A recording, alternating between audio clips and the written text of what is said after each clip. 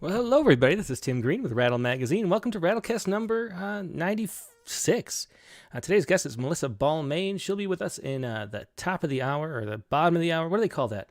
I think the bottom of the hour is the halfway mark. Yeah, so she'll be there at the bottom of the hour.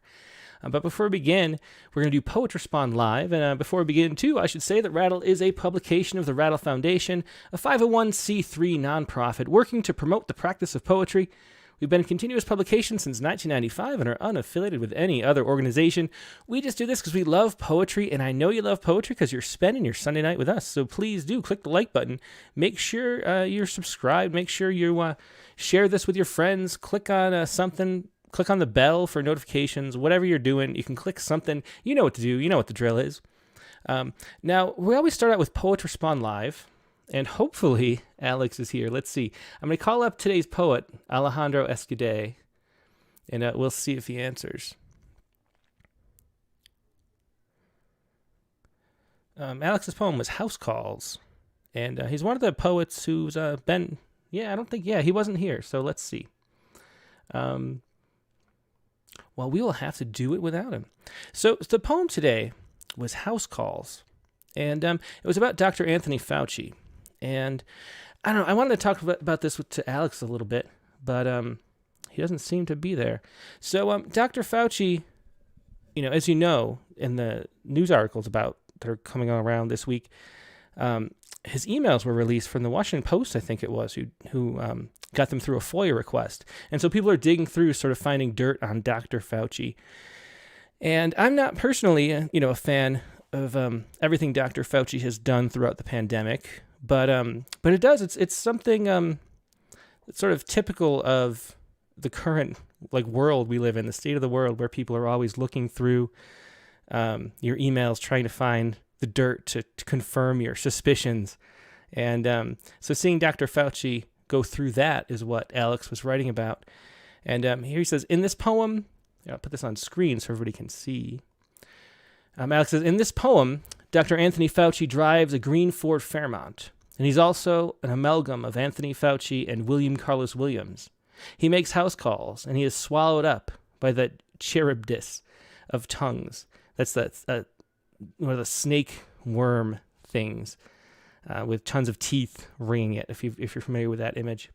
Why is he swallowed up? Because that's what happens when people scrutinize your perfectly innocent emails, looking for a smoking gun. Nobody knows what happened in that lab. Maybe there is no lab. Maybe it's just a cover for a money laundering operation. Or maybe it's a lab doing good work on behalf of humanity. Whatever the case, the instructor who led a class on how to operate that chalky IBM machine that afternoon in the basement of an electronics store on Santa Monica Boulevard was a wonderful man and made an impression on me. And so Alejandro Escudé has appeared in many times in Poet Respond, and he has a style of writing that is just so image rich and imaginative, and we always love his takes. He submits a poem pretty much every week. It's like part of his weekly routine, I would say. And so we've published a whole bunch of these poems, and the audio quality is not great on this recording. Let me see. So I was hoping he would come on and read it anew, but don't see any messages. Let's see if he texted me or anything. Oh, he can't get inside his... He did. He texted me. He can't get inside his Skype account. He apologizes. Well, we're going to have to do it, definitely, without Alejandro. I'm just going to read this poem myself, though, since the audio quality wasn't as great on the recording. And here it says, House Calls by Alejandro Escudé. There we go. House Calls. All I see are tongues licking walls made of tongues, over streets of tongues, watched by tongue cameras and tongue satellites. A lot of yous, but no people. Just dressed up yous in masks. Masks on the ground, swirling in the wind, picked up like pollen seeds. A kid we called it the personal computer. And I remember going to a class put on by IBM. The teacher was a man. You know what? I think I'm just going to call. Hang on a second. This is the thing. We're stretching out the show a little bit, which allows us to not feel in such a rush. And I really want Alex to read this. So I am going to try to call him first. That's what I'll do. Because he texted me, so I have his number. Let's see. So here we go. I won't say it out loud while I'm typing it, but I'm going to call him up on the phone since Skype wasn't working for him.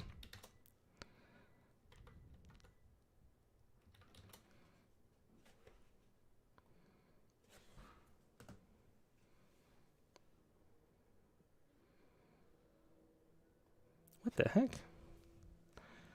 Okay, let me try this one more time.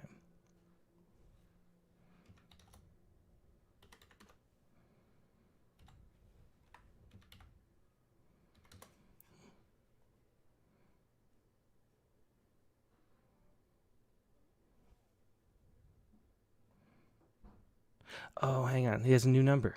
Jeez. This is great broadcasting, let me tell you. Okay, let me try his actual new number.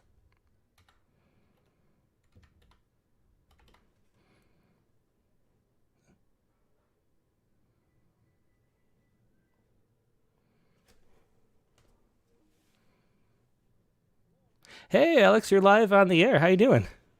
Oh, pretty good, pretty good. Thanks for calling. Yeah, no problem. I completely spaced out and forgot that I could just call you on the phone for a second. Okay, yeah. But yeah, so for some reason I'm having issues.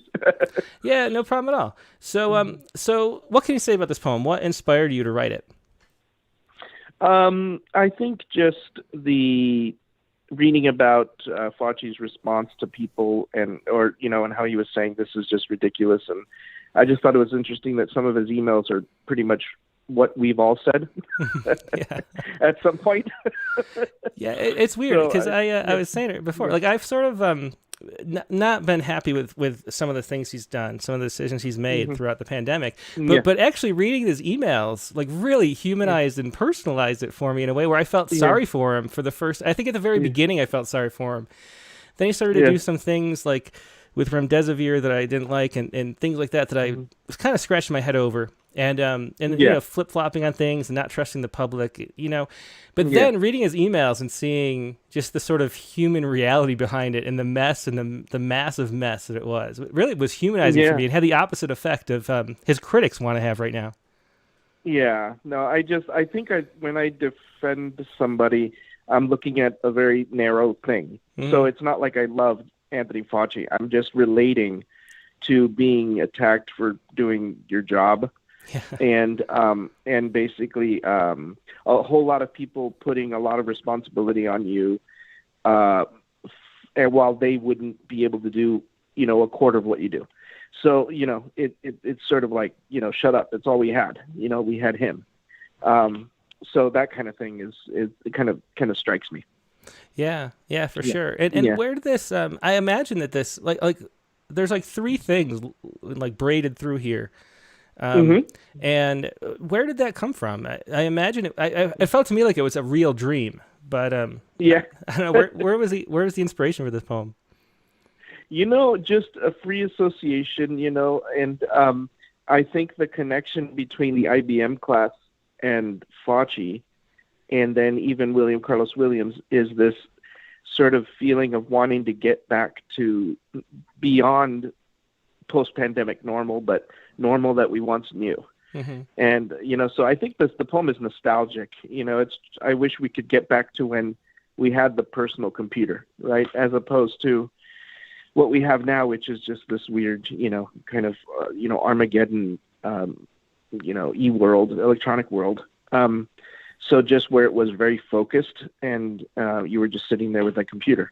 And I wrote my first poems, on a computer like this, and without any internet or anything like that. So I think it was just kind of trying to harken back to a time when less crazy than today. Just simple as that. And then he reminded me, Fauci reminded me, I think somewhere in my subconscious, he reminded me of William Carlos Williams. I saw William Carlos Williams in a video where he's talking to a patient.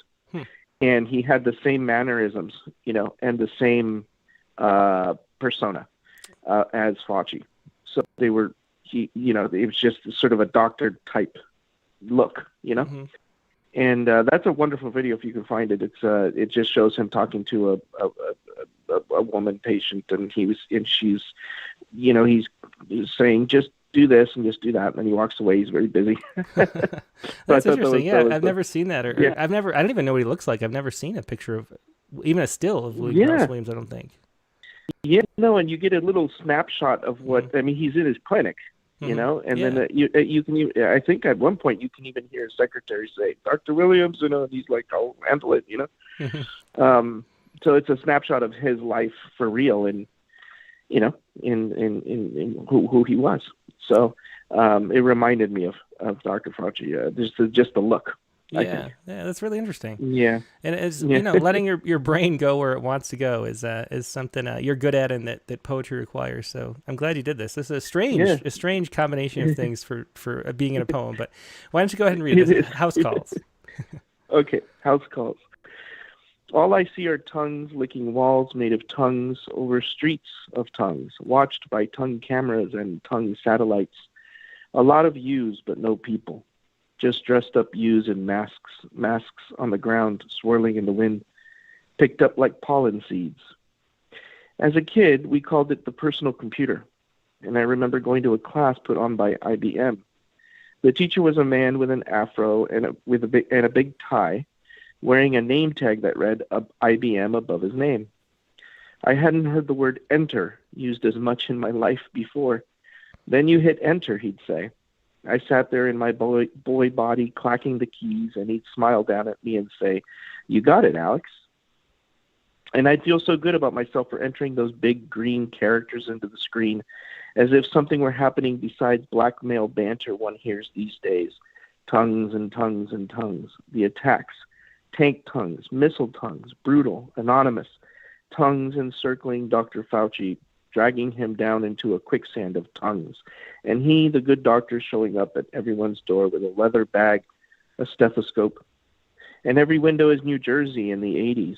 His green Fairmont parked out front, and sunlight forms patches on the walls in the shape of poetry. Really cool poem. Thanks for writing that and sharing that, as always, Alex. Thanks, Tim. I appreciate it. Thanks for calling. Yeah, definitely. Glad we could connect after all. Yeah, good thing. Yep. Okay, take care. That was Alejandro Escudé with House Calls, today's poem on Poets Respond. And now I thought we would go back in time and look at some poems from the past, which is always fun to do. And I went back to June 8th, 7 years ago, 2014, and who appeared but none other than Alejandro Escudé. And they're really brief. This was the second poem in Poets Respond. So Alejandro's been on Poets Respond a lot. He has his books. He was on Rattlecast number, I don't know what number. It was around like the 40s. And his most recent book is full of news poems because he submits to Poets Respond every week pretty much. And he did the second poem too. I didn't even remember or realize. But this was about an anniversary of the landing of on the beach at Normandy, which was today. And he says, this is a response to the anniversary of the Normandy landings in World War II. I heard an interview with a vet that just wrecked me for a while. Let me see if the link is still active. Yeah, this was the D-Day vet. If we can get away from the pop-ups here. D-Day vet, I don't want to be a hero for anybody, was this article here that Alejandro was responding to. And this was his poem from June 8th, 2014, The Other Me. Here we go. The Other Me. The D-Day vet says he never left me. About the German he killed, after arriving by sea, emptying his bullets upon the pillbox. He said, I see his arms raising, then his falling off. Could it be that blood is too red to spill willingly, that one must be mad to do it sanely? He says he learned in a museum to forgive himself, to let him go, what the Nazis did. Otherwise he'd still be holding on to him, his enemy, the man he shot dead, whom he called his other me. Yeah, what a thing to think about, going through all of life with that other me hanging in the background. That was The Other Me, a poem from 2014 by Alejandro Escudé. And now let's go up to the open lines. the Poetry Spawn Live lines, I should say. And how you do it, if you don't know, and there'll be open lines after we talk to Melissa Balmain at the bottom of the hour, but we'll get a few, maybe one or two people right now. What you do is email to openmic@rattle.com if you haven't yet, so email your poem there first so I can show it on the screen.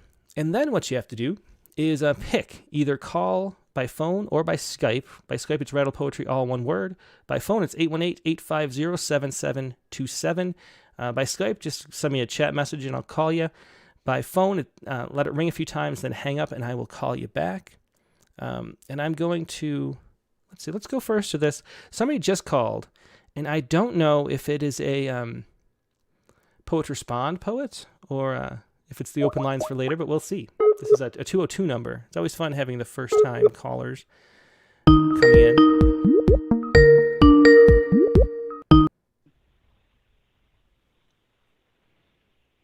This is Jonathan. Hey, this is Tim with Rattle, and you are live on the air. Jonathan who? Jonathan Katz in Tacoma Park, Maryland. Ah, great, Jonathan. Thanks. I guess I didn't put you in the phone book before. But you had a poem, actually, the cicada poem. Is that what you wanted to read? That's right. Uh-huh. Excellent. And so just talk a little bit about what inspired this poem and why write about cicadas. We are submerged every 17 years along the East Coast, but from Florida to Maine, and then other places around the world, with these blooms of insects that are like salmon. They mate and die, and they do it in large numbers, and they sound like a car alarm. Yeah, they sound very industrial. Interesting. And they surround you, and they do it until they're done. Yeah, I've never experienced that, actually. We didn't have them. I was too far north, I guess, when I was on the East Coast, and we don't have them here. It's interesting they sound mechanical. But let's hear this. And, where are you, I should say, too? You're in Tacoma Park, Maryland? I'm in Tacoma. I'm in Maryland, just out 4 blocks over the D.C. line. And they're all over D.C. too, I guess, huh? They're in trees, and they're on leaves, and they hang from things, and you see, and they leave their carapaces. They grab onto something, and then they scooch their bodies out from within this shell, and so there's I've written lots of poems about these different the symbolism of leaving a shell behind. This is not one of them, but it's just so rich because it envelops you in this cycle, and there's no escaping it, and it comes out at you from the woods, and it comes out of you from your bushes, and it comes out of you from the ground around you, and then it carpets everything because there's so many of them. Yeah, that is so cool. I'm very jealous as I hear that. I wish. I love walking through the woods. I wish that we had cicadas here. Although maybe the cleanup might be something that that might be difficult, right? All those shells, or do they just disintegrate away? Well, they sometimes they hang on for years because they're on your screens. They grab onto something, and then they leave the carapace behind, and when they are related distantly to shrimp. So they are a source of protein, and in certain countries like Madagascar, they are a staple every so often. They develop certain kinds that you can get out more than every 17 years, but they're rich in protein, and they're crunchy. You just have to watch out for the wings. Yeah. and don't eat them if you have a fish allergy or a seafood allergy. I heard that in some article. So go ahead, let's hear this. This is Still Life of Spring with Cicadas. I'll put it up on screen for everybody. Go ahead and read it. Okay. First of all, she had just turned on the air conditioning, so the summer freeze was rolling in. I could forget about those short-sleeved shirts because the frigid house would play the global warming to a standstill. It would be as if those carrying icebergs shifted and reversed, jumped back and up to once again adhere a solid sheet along the slope. Cicadas seemed to start right then their god-awful racket, poison in the air, poison in the ear, and love can be a skinny root in shallow soil. Someone said those insects sound like sad metallic gears that shriek for oil. Someone else said fingernails scraping. Another said, my driveway is a cloud's eye view of bodies. It's the charge of the light brigade in my driveway. I was reminded of a guy in a bar in Kansas who said he didn't know whether to shoot or go blind. And she said, there they are. You can hear them singing if you listen. And I did. And they were. Really cool poem. Thanks for sharing that, Jonathan. That was Still Life of Spring with Cicadas. Thanks, Jonathan. Right. But that was Jonathan Katz, just outside of Washington, D.C., with Still Life of Spring and Cicadas. And let me call up. Let's see what Richard Westheimer has. Yeah. We'll do Richard Westheimer now, and maybe we'll see what we got.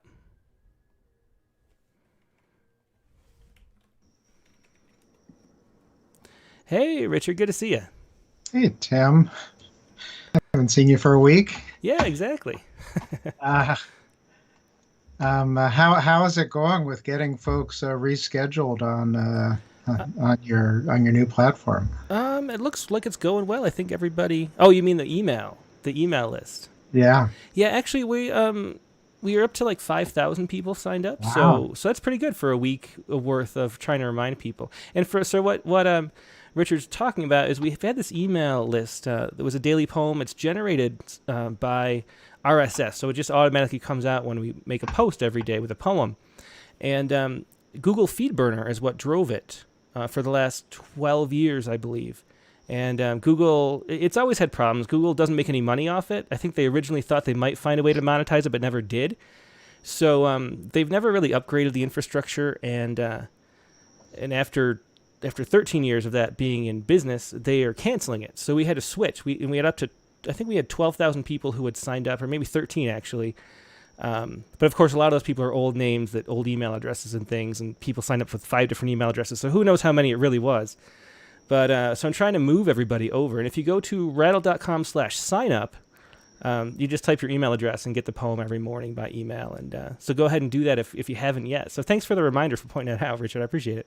Well, as the person who got caught a couple times in the FeedBurner trap, well, good. Well, I have a poem from a couple weeks ago. Which one was it that you wanted to do? Yeah, and I emailed it to you. Okay. I see it here. Mm-hmm. Yeah.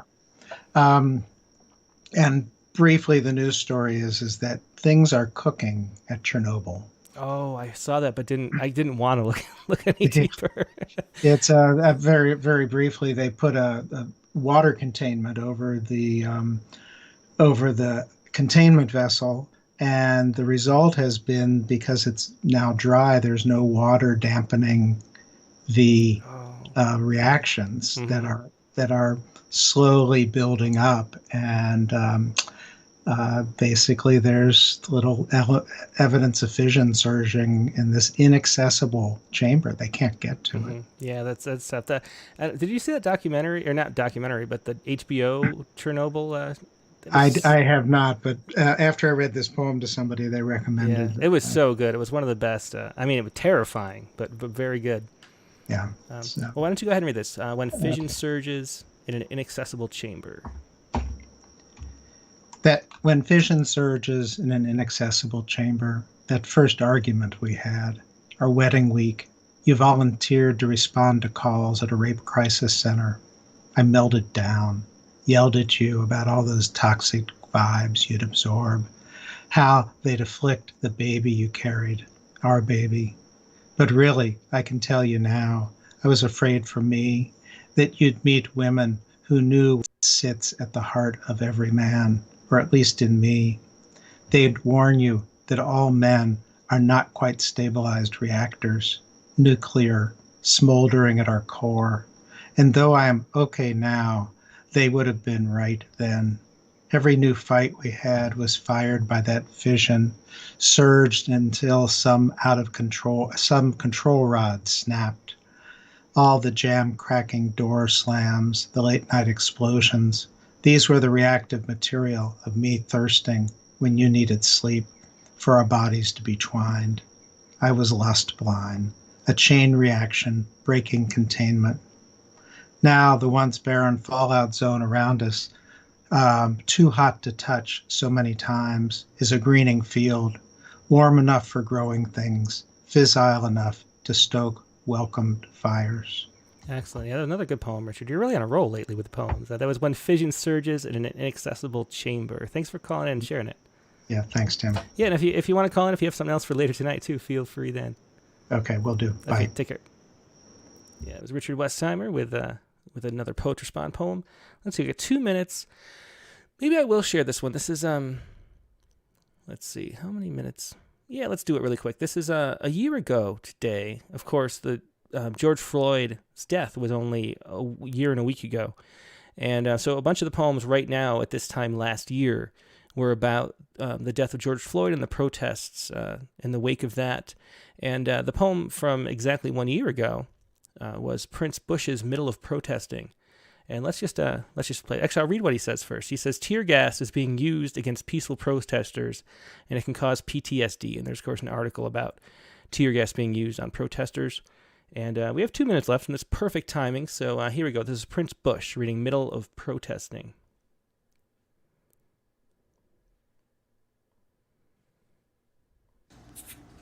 Middle of Protesting. It's curfew near J. Percy Priest. Damn. And the tear gas buttress cracks down the convex close to cresting due to thermal stress. My eyes kindle with milk coolant. All I need is regard to water. The hurt's polysyllabic, so I call them CN and CS gases for short, the second of which forces my eyes closed. Solution: make me want to breathe for 5 minutes and I'll open them. I tell the state I'm going home, but I forgot I'd need a detour with all the bridges I knew broken and reconstructed with brown violence, tanks through the welts on my torso, brown violet, vice versa. If I sting, a red onion with a knife, pickle it with household vinegar or acetic acid, that would cause tears, and lacrimators would esteem the complex. Thus, I attempt eating opposite ingredients with the fork, table, and chair melting. I've yet to find a reusable mask, and now it needs a charcoal filter. The things thrown at me first organic, then synthetic solid, liquid, and fog. And that was taking it back a year in time with Prince Bush with Middle of Protesting from June 6th, 2020. That was the Poet Respond poem of the day back then. And now we're going to go on to our featured guest today. And as I mentioned before, the guest is Melissa Balmain. And Melissa Balmain is the author of a bunch of books, and The Witch Demands a Retraction is her most recent. I'm going to put on a little music, and I'll join you in just a moment after I connect with Melissa.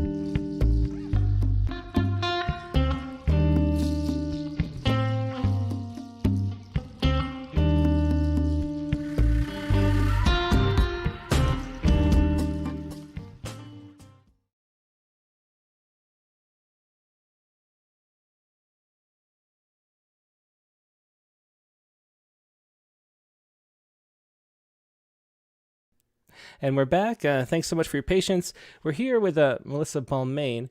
And Melissa Balmain, we have a poem of hers coming out in the winter issue, which she'll be reading from with an image, too.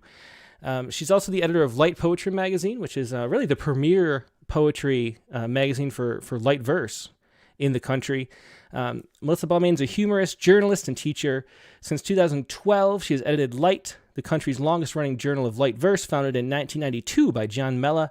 Balmain's poems have appeared all over the place: The American Bystander, American Life and Poetry, Poetry Daily, The Washington Post, and many anthologies. Her prose has been in The New Yorker, The New York Times, McSweeney's, including just last Friday. She's a former columnist for Success Magazine and other publications, and is author of the memoir Just Us, Adventures of a Mother and Daughter, from Faber and Faber. She teaches at the University of Rochester, my old home college, and lives nearby with her husband and 2 children. Her poetry collection, we have 2 that we're going to be looking at today. Walking In on People was chosen by X.J. Kennedy for the Able Muse Book Award. And her newest collection, The Witch Demands a Retraction, is really interesting. Fairy tale reboots for adults, illustrated by Ron Barrett from Humorist Books. And here she is, Melissa Balmain. Hey, Melissa, how you doing? Hello, I'm great. It's great to be here. Hi, Tim. Hi, and I'm, let's see. Hang on one second, because this, let's see. Yeah, I got to resize you, because it was sized strangely. It's just my fault. Okay. That's okay. Okay. So, yeah, how are you doing today, Melissa?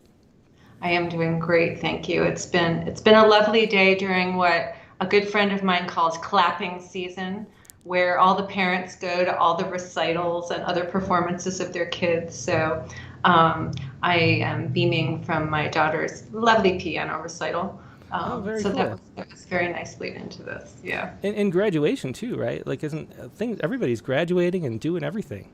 Yeah, I had a graduate a few weeks ago. My son graduated from college, so it's been a really exciting spring. Yeah. Well, do you want to start us out with a poem? What do you want to start with? Well, I thought I would start with one from Walking In on People. Fluffy weighs in on the baby.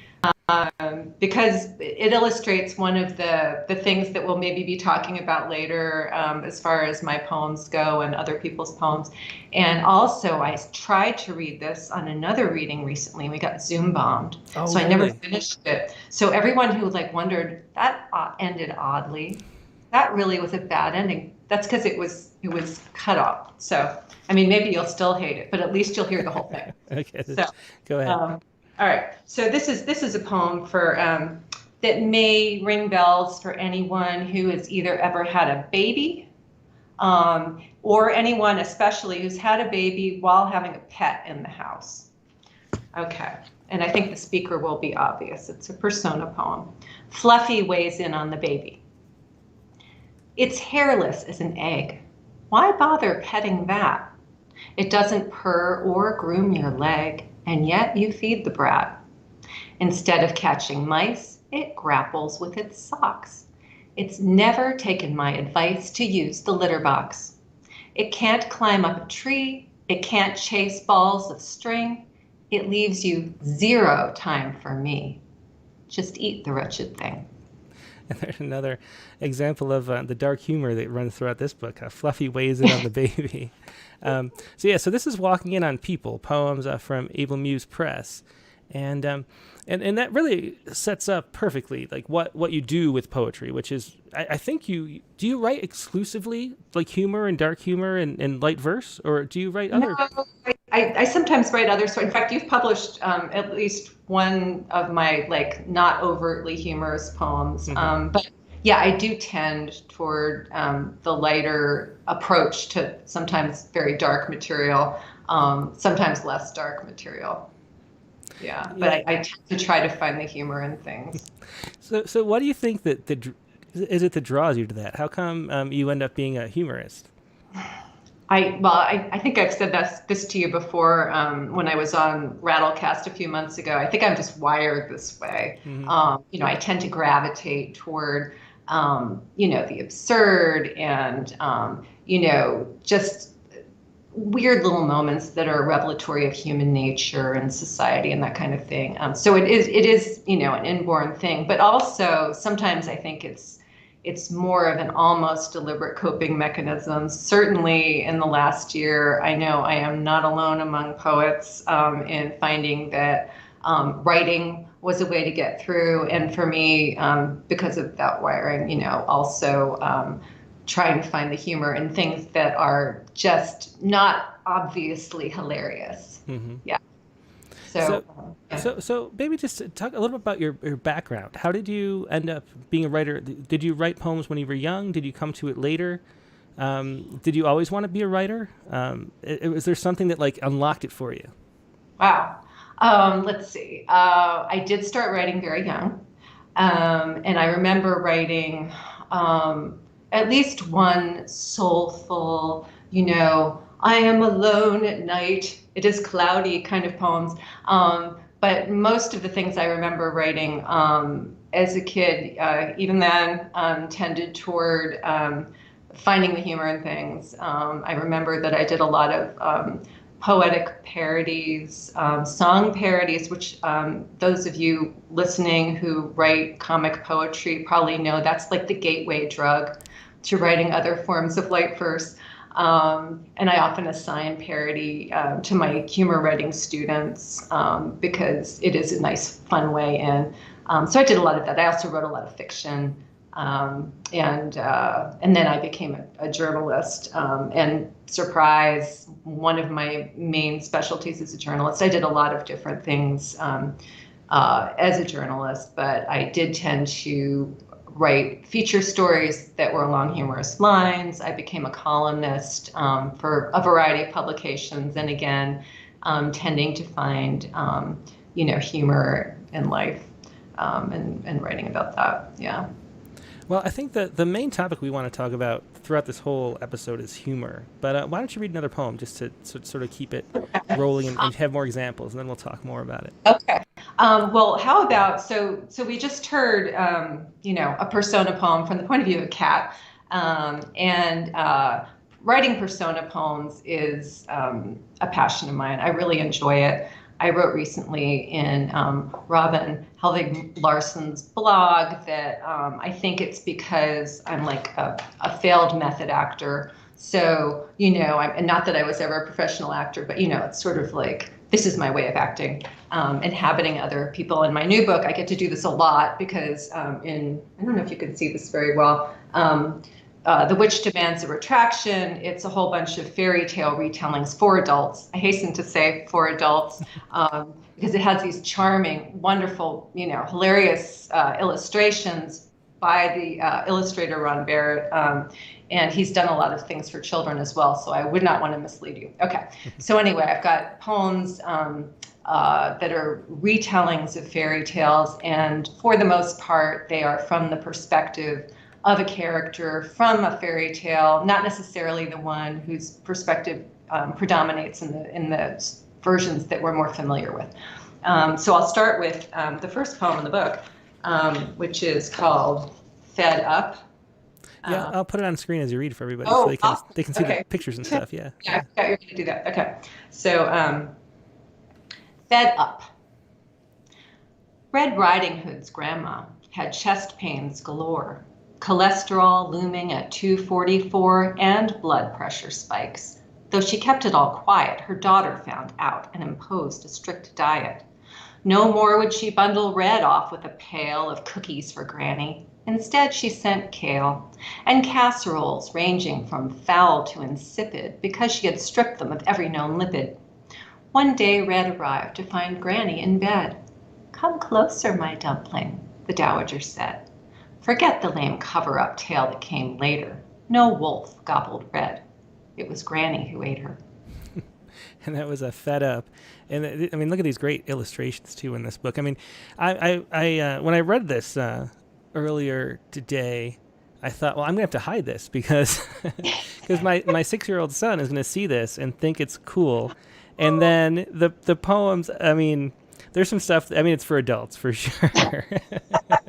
I mean, a lot of it would go over younger kids' heads completely, I'm sure. Yeah, well, he's pretty quick. I don't know. I think he might get some of the stuff a little too well. So But it's such an interesting thing to do a book in this way, a book of poems with an illustrator and having the look of a children's book. Is that something I've never seen that really done before? Is that something that you have any kind of model of that anybody's done? Because I've never really seen it. Well, I mean, there are a few books. Okay, I don't know what words I'm allowed to say on YouTube and You can say whatever you want. Doesn't matter. Okay, well, Go the Fuck to Sleep is a parody of, a very familiar book for children that has become a bestseller for adults. Mm-hmm. Yeah, I think I saw, isn't there a video of, what's his name, the actor from Pulp Fiction? Oh, really? Is there a video of him reading it? I think there is. Oh, that's great. Yeah, that would be perfect. So, I mean, that's an example of something that, kind of has this fun disconnect between appearance and, sound. Although I will say that even though this might my book might look like a book for kids, it's so witty. Like, it's got touches that are also for adults, like details you would only notice if you were an adult, I think. Mm-hmm. But so that's one model. I mean, there are a few, there are other books out there that are kind of like, they're for kids, but they're really for adults. This is the only one that I'm aware of having to do with fairy tales. There were these things when I was very little, and some of you out there may have seen them, fractured fairy tales, retellings of fairy tales, but they were not A, in verse, and B, not necessarily for adults. So I felt like I had this niche to expand in. So there wasn't a specific role model for the book, but, there are examples out there where, I had the feeling there might be readers for it. So, yeah. And what does Humorist Books usually publish? Funny books. Mm-hmm. So they're a relatively new publisher. They put out a lot of good stuff, though. And they have a website. I think it's humoristbooks.com. I believe that's correct.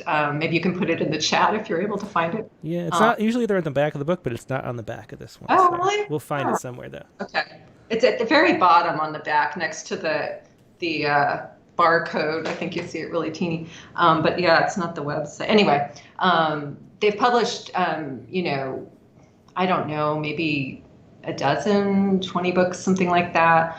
And they have a reading coming up. Maybe I can stick that in the chat later to a few of us who have new books out with them. Mm-hmm. So yeah, they do humorous fiction, nonfiction, and light verse. So that's their bag, and it has so far been a very nice fit. Yeah, that's really interesting. I wonder how, like what, I'm very curious about what the market is, and if they'll sell better than like a regular poetry book or not. Like, it's, I don't know. I wonder how it works. I'm going to be very, very rich, Tim. Well, I hope so. I really do. So let's talk a little bit about humor. You teach humor. And humor in poetry is always so fascinating to me. I think we talked about this a little bit before, but I always feel like it's so easy to be funny at an open mic, like when you're standing up in front of people at a poetry reading, especially because at a poetry reading, everyone's sort of primed not to know what to expect, and there's this sort of like nervous feeling, and there's like this this sense of like austerity and stuff. And so if anything funny happens, like everybody's cued in for like audience reactions. And so one little laugh, it's so easy to get laughs at a reading, but then so hard to get laughs just reading on the page without all of that like timing and the cues and the facial expression and the voice changes and things like that a comic does. And that we all kind of do naturally, even like a non-funny, good at it person like me. I still do some kind of timing, where you can still get people to laugh. But in a poem where it's just the person and the page and little squiggles on a sheet of paper, how do you approach making a poem funny? So I feel like we're getting into like, the humor rating territory that I teach. And so part of it is some keys to humor writing, and I'm sure many people watching this already know a lot about humor writing, especially if some of the funny poets I know and have invited to come are listening. But first of all, something that's funny tends to stem from truth. There's got to be something true in it about society, about human nature, life in general, right? There's got to be something like that. There needs to be a clear target or point of view. It can't be all over the place. You have to kind of know what this poem is about, and keep your material focused on that thing, and these are my opinions, concision. You'd never want your reader to get to the punchline or, guess the punchline before you get there, you want them to be surprised by that. And that's a huge element is surprise, right? Mm-hmm. Your reader needs to be surprised in some way by the poem. And then, things that are just generally true for all good writing, general facility with the language, fresh words, no cliches, the right verb, the right noun, all that kind of stuff. Am I getting at what you wanted to know, or is there something, that you were asking about, being funny on the page versus on the stage? And I guess it's sort of obvious that, you got to do it with your words. You can't do it with your voice. You can't do it with your crazy expressions and gestures and props. And so, that's something my students and I will talk about is like, how do you get that feel? Mm-hmm. And, there can be sort of capitalization tricks, punctuation tricks that can give you senses of stress and pause. But, it's also about just pacing of phrases, lines, paragraphs, all that kind of stuff. And we do, it's funny that you're setting up this, contrast between, being stand-up or performing versus writing, because even though they are very different, there's a lot of things that everybody can learn from other forms of humor writing. So with my humor writing students at the University of Rochester, I show a lot of stand-up clips, sitcom clips, all kinds of stuff that, will illustrate techniques that can help you make writing funnier, like the time-honored rule of threes, things like that, uses of exaggeration versus realism. There are so many things that we can learn from other forms of writing. What is that rule of three? I'm familiar with the rule of three in art, where it's like you don't want two things because then people compare them in a weird way, and you want three, like if you're on a canvas or something, you want it divided into thirds, which is the rule of three, right? So what is the rule of three in comedy, though? The idea is that usually with a joke, and again, all rules of comedy are meant to be broken, right? And that can often lead to the surprise that we were talking about. But there is this natural pleasure we get from a group of three. So there will be like one thing that'll set up the joke, then another example, and then something that breaks that pattern that's beginning to form. And I don't know why we are naturally drawn to threes, but it is true. And in fact, it's so true that in my own writing, and I've seen this in my students' writing too, you can get trapped in doing too many threes. And then you're like, oh my God, I have trios all over this page. There's too many trios, Yeah, that's interesting. I guess because, you need 2 points to make a line, and you need a line to be able to predict where the next point is going to be. And so you need two, but if you kept doing it over and over again, it wouldn't be interesting. You get bored. So it is kind of the perfect thing. You set up an expectation with two, and then you break it with the third. Mm-hmm. So that does make a lot of sense. And I've just always been, I don't know how to put it together, but there's something about humor and comedy that has so much to do with poetry in general. Because poetry is kind of a magic spell, I always say. It's like a transformational way of speaking that takes you from one state to another. And if you think of the setup of a joke, there's usually the setup and the punchline. And the thing that makes it funny is that the setup changes the punchline, So you think it's one thing and then it's another. And that exactly. And that change is the same thing that, like, if we're critiquing a poem in a workshop, we'll say, well, this poem didn't go anywhere. It's kind of like all setup is what we mean, but without that shift of consciousness that changes your state. And then when you have that state where something shifts inside of you from reading or hearing something, you have like a physiological reaction, which is like laughter when it's humor. But then in poetry, there's that like little buzzy feeling that, the top of your head taken off, that Emily Dickinson and all the things, which is a more serious side. But there's some way that it's like the same thing, even though it's a different thing. Do you have any thoughts on that? Well, I mean, I think maybe what you're getting at, and I may be, going off on the wrong tangent. Stop me. No, go. Tangents are highly recommended. So, I mean, maybe what this makes me think of is that so-called light verse can be about very dark things, and this has been true ever since people have been writing funny poems. I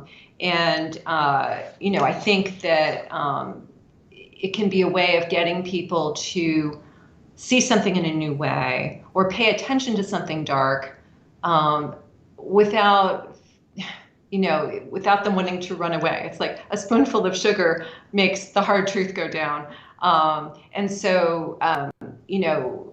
Part of what will make the top of my head come off when I'm reading a good piece of light verse that's about something serious is that it's just the surprise that you expect in any good piece of writing. And B, it's that they found humor in something that I would never have thought could be funny. Mm-hmm.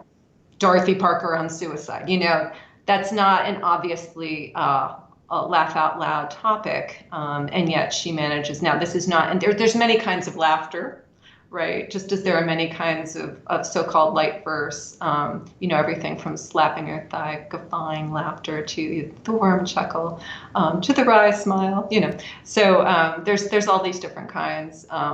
But anyone who can find any sort of humor in a dark topic, I think that's a way of getting people to think about that. Yeah, and I think there's something to do with truth. You mentioned truth; it has to be true earlier. But I think there's some kind of way that truth resonates, and when it's like taboo truth, it's like funny, And when it's undiscovered truth, you get that like little buzzy whatever, where people they're reading are like Yeah. And I think that they're very related because they're both somehow like the brain realizing a truth, and then you get like a little dopamine reward or something for a new discovery of meaning in your life or something. I think that seems to me that somehow what combines comedy and poetry and makes them so similar. That's a great way to put it. Yeah. And so do you want to read another poem? Sure. So I had all these persona poems lined up. I don't want to get too bogged down in doing one kind of poem, so we could come back to that also. Yeah, sure. But I feel like since we've been talking about writing about things that are actually quite upsetting in a humorous way, maybe this is a good time for me to move into a poem or two that I wrote in response to the pandemic. And the American Bystander is a wonderful humor magazine that's run a lot of my stuff that's jumping off of the pandemic. And the first one that I'll share, this was earlier in the pandemic, knock wood. This is a situation that is becoming less prevalent right now. However, it will probably still be very familiar to anybody who took a lot of walks during the first year of the pandemic. So this is called Sidewalk Face-Off. Look, from opposite directions, wearing masks to thwart infections, two athletic pairs of spouses march past neo-Tudor houses. Sneakers pound and pulses quicken. It's a game of COVID chicken. Who will keep on moving forward, chin and eyeballs firmly lowered? Who will scurry 6 feet over to the dog-dew-studded clover, fearful that they'll later sicken thanks to playing COVID chicken? Every day the teams assemble. Every day their innards tremble like the innards of scared rabbits, but they keep their walking habits. In a world that's stalled and stricken, there's no sport but COVID chicken. And that is a Sidewalk Face-Off from the American Bystander, which you can find at theamericanbystander.substack.com. Very interesting. A bunch of your poems were published in American Bystander. Do you know anything about that? I'm not familiar with that journal. It's a humor journal. I can't say enough good things about it. It's both in print and in part online. They have the Substack for pandemic-related poems. They also have a spin-off called 251 for very short pieces of humor. verse or prose. But it's just wonderfully run. It's so great to rub elbows with some of the people in this magazine. People like Roz Chast and Barry Blitt and Ron Barrett do cartoons there. I mean, so many wonderful, wonderful cartoonists. And then there's a lot of writers whose names will be familiar if you read The New Yorker, if you've watched The Simpsons, just a lot of really talented people. So I've been honored to be in there, and it's a lot of fun to read. So I recommend checking it out. It's run on a Patreon model. So, you can contribute X amount. You can either read it in PDF form or in print. Mm-hmm. Yeah, it's a really interesting idea for putting a magazine on the Patreon model. Did you want to read another poem from there? Is that the next one? Sure. I'll read a much more recent pandemic-inspired poem. This is coming out in the next print edition of the American Bystander. Vaxxed Life. It's just as I dreamed. Thanks to vials from Pfizer, I'm off to reunions with people I've missed. First, the dentist. Could I have a fractured incisor? A physical therapist. What's with my wrist? Ophthalmologist. How come my eyeballs are aching? Podiatrist. Will all my toenails fall off? Cardiologist. Why am I dizzy when waking? And allergist. Is this a terminal cough? After that, who can tell which new doctors will vet me? And what they'll vet for? Deadly clot? Toxic sting? What a privilege it is, now that COVID won't get me, to worry again about every damn thing. That was Vaxxed Life, forthcoming in the American Bystander. So one of the things I always wonder about when confronting humorous and verse poetry is that as an editor for Rattle, it's one of the things that people always say is that they wish there was more humor and they wish there was more verse. And so I try to find that in submissions, and we just don't get, the percentage of things that are funny versus very serious, it's like 2% or something. There's even attempting humor. And then verse is a similar, maybe not, maybe it's like 1 in 20 poems or something are in verse. And by that you mean like things that are in meter or meter and rhyme. Yeah, exactly. Formal verse is what I should say. Meter and rhyme poems, and people always ask for those, and they don't seem to write them very often. So I always wonder, like how much of the audience's reaction is there to this kind of poetry? Is there a group of people out there that just love this, and it's because the thing is, like, people will say, regular people, people not sort of indoctrinated into the poetry community world where they read poems all the time, right? They'll always say, just, this doesn't even rhyme. But so if you give them a poem that's funny and rhymes, do they actually like it, I guess is my question. Yeah, I think people do. I've had the privilege of giving readings at a wide variety of venues, to poets, yes, sometimes, but also to audiences who are not poets. And yeah, I think we're naturally wired to respond to humorous poems and poems that use meter and rhyme. You were saying that people aren't sending a lot of those things to Rattle. They send a lot of them to me. I get tons of wonderful submissions at Light, and my fellow editors and I, we get an abundance of stuff, both for regular issues, which can be about anything, and then for our Poems of the Week feature, which is poems inspired by the news. So we have kind of the comic counterpart to your weekly Poets Respond to the News feature. Mm-hmm. I think people are enjoying it. It used to be that funny poetry was everywhere. Pretty much every publication ran some of it, and I'm not the first one to say this, but one reason was that it was a great space filler. So back in the day, before everything was laid out on a computer, there would be all these weird little spaces at the bottom of columns that would be plugged so nicely by a funny piece of verse. So that was one thing that happened. And then, of course, rhyming, scanning, metrical poetry kind of fell out of favor, and free verse became much more popular. And free verse, I would say, is still what a lot of people think of as poetry, and then they will call, funny poetry something else. By the way, I think the term funny poetry is a very good term, maybe more useful than light verse, which confuses some people. And some of the most prominent practitioners of funny poetry hate the term light verse because it sounds like it can't be about weighty things. But anyway, so people tend to maybe not even think of it when they think of poetry, but luckily some editors have thought of it. One of them was John Mella, who founded Light, the journal that I inherited the editorship of, which is now, just online. It's free online, lightpoetrymagazine.com. And a few other editors have thought of this too. There's our friendly counterpart overseas, Lighten Up Online, which is run in England by the poet Jerome Betts.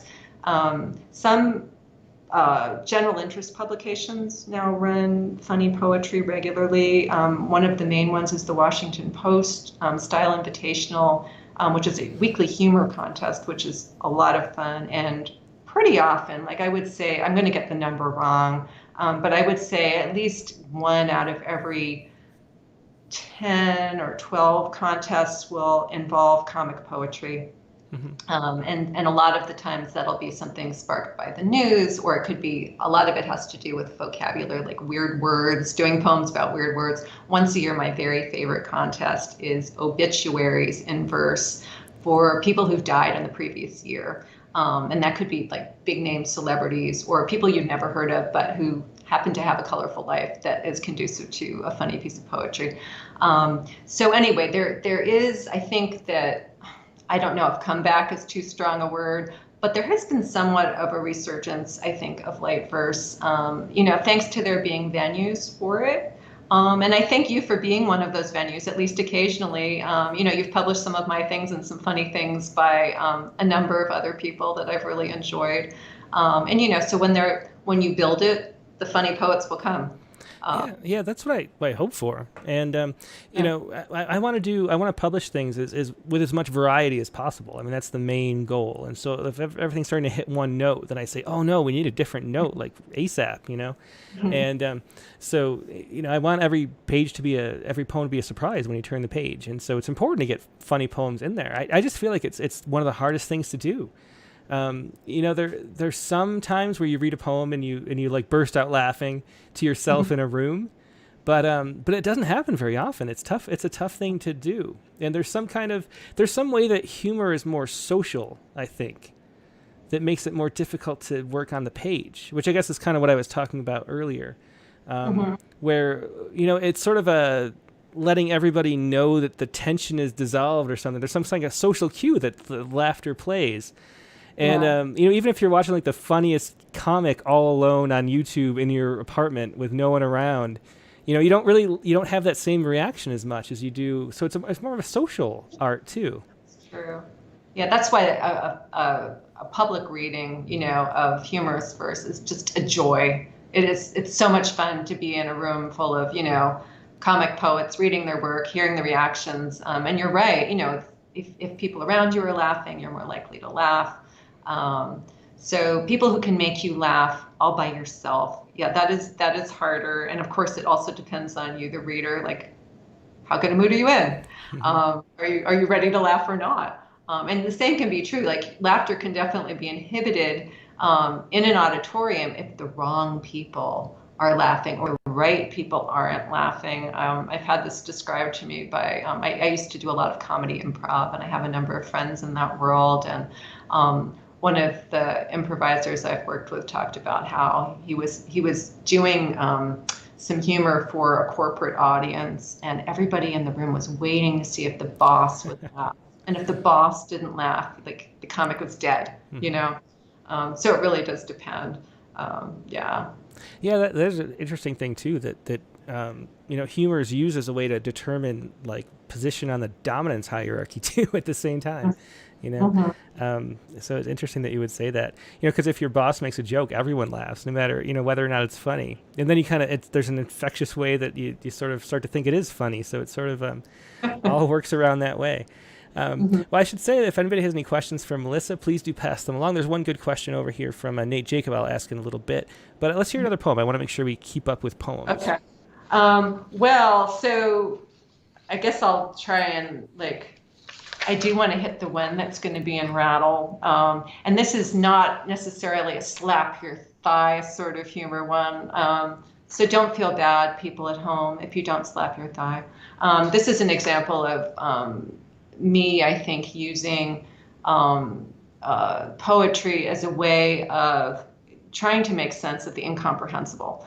So I wrote this poem after I was having some headaches, and there was an MRI done of my brain, and I got to see the inside of my head, and this was just, so I had to write about it.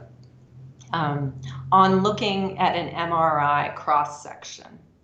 And this is my actual photo, which I took of the monitor that was in the exam room when the doctor got up. So, inside my head, I learn a horseshoe crab stares heavenward with jumbo olive eyes, the pitted kind, each in an ice cream cone, webbed like a goose's foot. Between them flies bright looping wire. And past each ice cream cone, a marbled slab of glossy, skinless, chicken off the bone spreads like a wing. Behind the meat and flap, a gown for those who like their skirts outsize and half on fire. So this is it. From fruit to flaming dress, hums every memory I've kept since birth. Each love and hate, each lesson I've been taught and not ejected. Each town, cafe, or weedy patch of earth, each brilliant scheme or idiotic thought. In other words, it's just the sort of mess I'd have expected. And that is, like we mentioned, the poem that's coming up in Rattle's winter issue that is on looking at an MRI cross-section, actual photo below. And like you wanted, we did put the photo up for everybody on the screen the whole time you were reading, so everybody could... I don't know if enjoy is the right word. That is a freaky, freaky picture. I know. It's like, that's in there. Oh, my God. Yeah. And by the way, you all have one, too. Yeah, that's true. It's those eyeballs that do it. I mean, there's something about that just, wow. I couldn't believe it. I mean, after I saw it, I was like, okay, everybody's like, you see a scan of yourself. Is that normal? And I went online. I saw other photos that looked like that photo that were all ostensibly healthy brains. And I was like, phew, but also, wow, we are really strange. Yeah, we really are. Yeah. There's nothing more alien than life on Earth. That is so true. Well, one of the questions that somebody asked already, this was Nate Jacob. He asks, are there any topics you explicitly restrict your students from writing light verse about? Which just brings up the question of teaching light verse too, just in general. But to start out, are there any topics that you tell your students to try to avoid, or maybe you avoid yourself, and why? There are certainly topics it's hard to imagine making humorous. Rape is one. Certainly there have been comics out there, Amy Schumer is one, who have tried to make light of rape. And, it's up to you, the audience, to judge whether these attempts are successful. I'm not saying that there's any topic that's really off limits if it's handled right. But that's one I probably wouldn't go near. I would say certain types of social injustice. I think that would be very hard to make humorous. Writing from the perspectives of someone who is receiving that injustice. This is a question of appropriation. I think there are some topics where if you're going to write satire, a satirical poem, you have to belong to that group pretty much to do it. And the way I get to write about issues like those is, again, through persona poems. So I will generally, about punching up versus punching down. A tried and true way to address those kinds of things is to do it through a persona, an unsympathetic persona. They will see themselves, this persona is sympathetic and correct and all of that. The audience will know otherwise. And so, that's how I get to do things like that. Light, the journal that I edit, we run a lot of stuff along those lines from various personas. We have a couple of poets who, for about 4 years and a little past then even became great channelers of our previous president, and various other politicians from both sides of the aisle. There's that's very rich territory. Again, that's punching up, people in power. Those are the people that, tend to feel like fair game when you're making fun. Regular people that can feel like shooting fish in a barrel. Yeah, that's interesting. When I heard the question, I was thinking more along the lines of like things that are like overdone. I mean, I guess maybe it's just thinking from a, I don't know, different editor's perspective or something. But I was thinking of like, what jokes are you so sick of hearing, kind of thing. Well, we will get a lot of, oh gosh, people will make the same puns or the same rhymes, people. Trump and dump. Yeah, Trump and dump, where we got so many Humpty Dumpty parodies, Trumpty Dumpty, that kind of thing. But each person who submits it, they're the first, as far as they know, they're the first to think of it. And that alone wouldn't necessarily preclude publishing something. There's probably no phrase that's ever been spoken in the English language that's, completely one of a kind. Maybe, I don't know. Actually, the poet Robert Schechter wrote a funny poem about that. So maybe there are some one-of-a-kind phrases. But, there are more types of poems that we just receive an awful lot. One is poems about poems or writing poems. I'm guilty of writing some of those myself. But in general, it's been done so much that I feel like, we don't need to see a whole lot more of them. And it's hard to find a fresh angle on it. Do you get a lot of those, Tim? Oh, yeah, for sure. I mean, there's a whole bunch of topics that I just... But then the thing is that every time I think to myself, I never want to see a poem about that again, then there's a surprising one that's really good. And you're like, wow, I never thought of it from that angle. So that's the magic of poetry. The one exception might be Trump, which I think for a light magazine, it feels probably similar to how it felt, but in a different vein. It was like sort of the best of times and the worst of times, because there was so much material to skewer that you were getting so many poems constantly. But God, did you get sick of them? Well, I mean, it wasn't that. So part of the problem is that, again, telling truth to power, punching up. The vast majority of political humor we received during those 4 years and continue to receive really was anti-Trump, anti-Republican, and that made sense because they were the ones in power and so on. But what it meant was that for people of different political persuasions, they might not feel so much like reading light, right? Because it might feel like it's all of that. So we were definitely open to stuff from the other side of the aisle, but for whatever reason, there wasn't so much funny stuff coming in. So I definitely was pleased that people started branching out. We started getting a lot of stuff on News of the Weird. We get wonderful stuff almost every week, like weird animal news. And of course, funny animal stories and antics often end up telling us a lot about human nature, right? Because it's how we deal with the animals. So we've had, people, sometimes it's just animals doing things like beavers eating through, what were they eating through? They took out the power grid or part of the power grid in Canada. Am I getting that right? I'm just terrible. I'm blanking on what the story was. But beavers doing damage, parrots doing damage.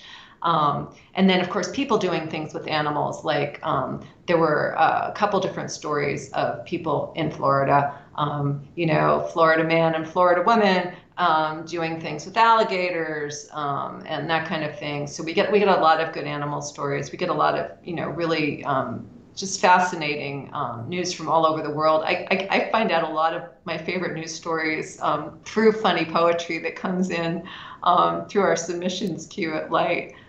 There was a great story last week about a drug dealer who was caught because he was on the internet and he held up a block of cheese that he had just bought, Stilton cheese. And the authorities saw this picture and they were able to extract his fingerprints from the photo of him holding the block of cheese. So, and a contributor to Light wrote a great limerick about it. This is like most of the news that I'm well aware of is the absurd news. Mm-hmm. Yeah. Well, do you want to hear or do another poem? Sure. Keep the poem ball rolling. How about I'll do the title poem from Walking In on People.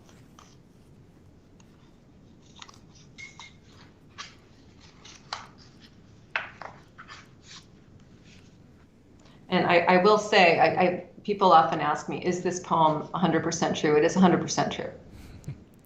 Walking in on people. It's just a talent that I've always had, though not, thank God, around my mom and dad. They did the deed, as living proof I knew it, and yet I somehow never saw them do it. The same cannot be said, regrettably, of roommates, colleagues, hosts, and 2 or 3 romantic pairs whose panting thrusts and reaches were glimpsed by me on isolated beaches, of poets who shared sitting rooms be damned, I witnessed at a conference in Jammed, of friends rebounding from a recent breakup and once 2 mimes in nothing but their makeup. They goggled up at me with mute surprise, their mouths dramatic O's that matched their eyes, his hand suspended in midair to pet her. Marcel Marceau could not have done it better. Why me? Why all this unintended shock? I wish I knew. I don't forget to knock. I never tiptoe like a ballerina, and still I'm like some peeping Thomasina. My consolation is I get for free a version of what some folks pay to see. Instead of porno actors in flagranti, I'm bound to catch a glimpse of someone's auntie.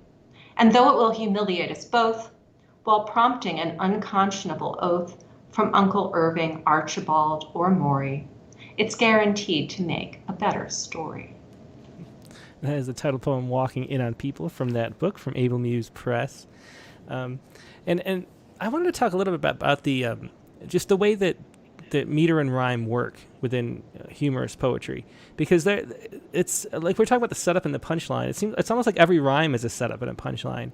On that poem, the line that sort of almost made me laugh out loud, I'd hold it in, was that the ante and the in flagranti, because you don't expect, it's just something that you completely don't expect, but then the rhyme is true, and so there's that like discord between the surprise and the expectation and the surprise at the same time. So is that why you write in verse? Is it to get the humor better, or do you just like formal verse generally? Well, I think that in general, and definitely there are exceptions, there are some very funny poets who don't write a lot in meter and rhyme. So I'm not ruling out funny free verse. However, I think most of the time it helps humor for you to be using humor and rhyme. I mean, meter and rhyme, if you're using them well, because rhyme is often, as you pointed out, a great vehicle for surprise. And meter, it gets you galloping through a poem, or, if it's a galloping meter, or if it's more, iambic or trochaic, it gives you this sense of liveliness. And, part of what I think appeals to readers about well-done comic verse is that it is technically well done. Someone is handling those elements well. And so it's sort of, it can be something of a high wire act. It's hard to pull off. And so when someone does pull it off, you get that, I don't know if it was like a sense of, like being in a car that's being driven well or something like that, or seeing someone do a trapeze act and they land and bust their head open. Maybe there's an element of relief to it that they survived this high wire act. I don't know. But there's, we are definitely, I keep using the phrase wired too, but our brains are made to enjoy meter and rhyme. Hence all the nursery rhymes, hence jump rope rhymes, hence Dr. Seuss and Shel Silverstein. And as adults, hence all the rhyming metered music that we enjoy, Broadway tunes, rap, a lot of pop tunes are metered and rhyming. And we naturally enjoy them. And I think almost don't realize it. Like a lot of people that I've taught in my classes, they're like, oh yeah, that's true. I do listen to a lot of meter and rhyme. I didn't think of it that way, Are there certain forms that you think work especially well, or in forms that don't work, that are harder to pull off than other forms? Well, because the surprise of rhyme can be key, I would say that certain kinds of even formal verse are less likely to yield humorous results, like the guzzle might not, because it's the same word over and over, or the same phrase. There are exceptions, though. Light has published some of them, right? Everything has an exception. By the same token, there are some forms that have pretty much been created for the purpose of humor. The limerick, the clerihew, the double dactyl.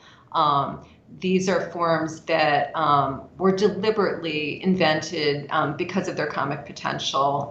And, you know, we actually know the story of the creation of the double dactyl, you know, friends meeting up, concocting devious rules. You know, it's for those who don't know, a dactyl is a metrical foot that goes da, da, da. You know, a double dactyl will begin with a couple of nonsense feet, you know, hickory dickory or jiggery pokery, and then it'll be a name that fits like that, like President Harrison, George Stephanopoulos, and then they'll have another line in that vein, and so on and so forth. And one line in the poem has to be one word that is a double dactyl unto itself, like cinematography or something like that. And so anyway, they made all these rules, and you might think, with all these rules, who would ever bother to try to follow them and create things? And in fact, people found it to be this really wonderful game, and it's led to collections and kind of this enduring light verse form that people continue to write in. In fact, almost every week we run one in light or more. We have some poets, Alex Steele-Smith is one, who just write tons and tons of good double dactyls. And I delight in reading them. And I'm amazed. That is a real high wire act. So those are forms that were created for the purpose of humor. But then there are others that can lend themselves beautifully to humor. The sonnet is one. There have been a number of really funny sonnets. That was not a form that was necessarily created, you know, with humor in mind, but it works, you know. Yeah, it's so interesting that you talk about being wired, because, you know, you can teach a kid, like a 3-year-old can write a limerick, you know, and they don't know what anything is going on, but there's something about the rhythm and the rhyme that are just so natural that it just comes out. Like we understand that sense of music or whatever from, you know, nursery rhymes and lullabies and things like that. But I was wondering, because you talk about a double dactyl, and how much of scansion type training do you have? How well can you like break down the various forms and things like that at that level? Are you someone who pays a close attention to that, or do you just write by ear?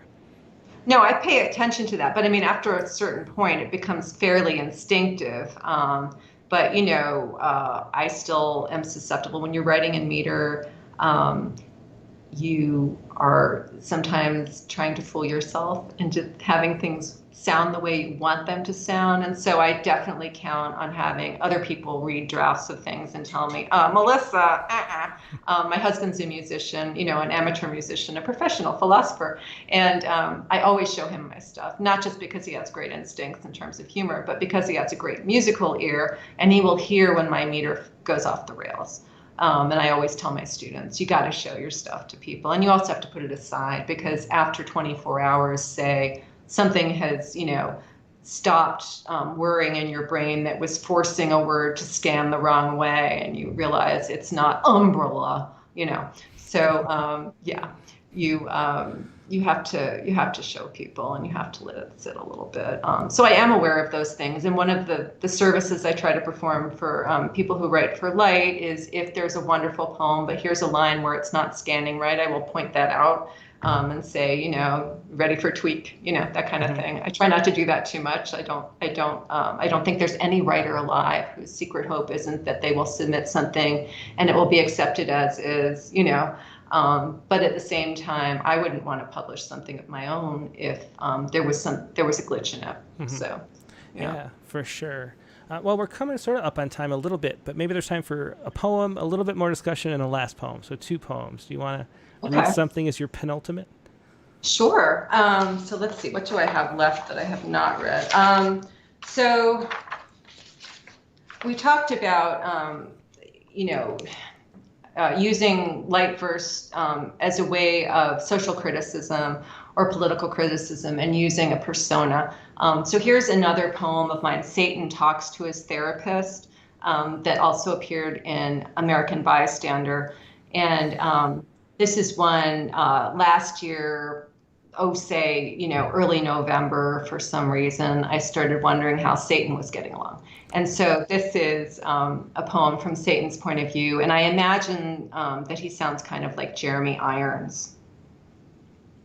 Satan talks to his therapist. I've had 4 perfect years planned out for ages.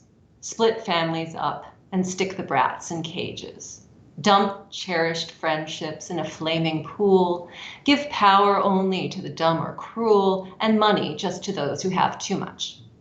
Let wholesome standards wither at my touch. Get better at exterminating birds and swapping forests out for cattle herds. Befoul each breath of air and gulp of water. Grant every mother, girlfriend, wife, or daughter the same respect as parasitic worms. Rouse bigots in amusing coded terms while keeping them supplied with Colts and Glocks. Where there's a hen house, guard it with a fox. Spawn loopholes, larceny, and legalese. And best of all, when there's a new disease, make sure fantastic numbers will be killed. And yet, life isn't fair. I'm unfulfilled. Each time I try to carry out a plan, I'm beaten to it by that blasted man. Each yummy lie I long to spread, he's spread it. At least some people give me all the credit. And that was Satan talks to his therapist. That seems like a good character, a recurring character. I think you could do a lot with Satan, talking to his therapist and sort of trying to experience the modern world. Yeah. Do you have other poems in that? I don't have another one in the voice of Satan, but now that you're saying this, I'm picturing entire series, sort of like, the analyst is such a trope in cartoons, the person coming and talking to their shrink. So it could be an ongoing series, or it could be an ongoing series of villains talking to their therapist. That would be very fun. Yeah. Yeah.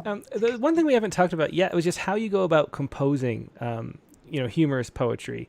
Do you, like, when you have an idea for something, how much, a lot of times we talk about surprising yourself, that whole no surprise for the writer, no surprise for the reader, but jokes have like punchlines and they have sort of a destination.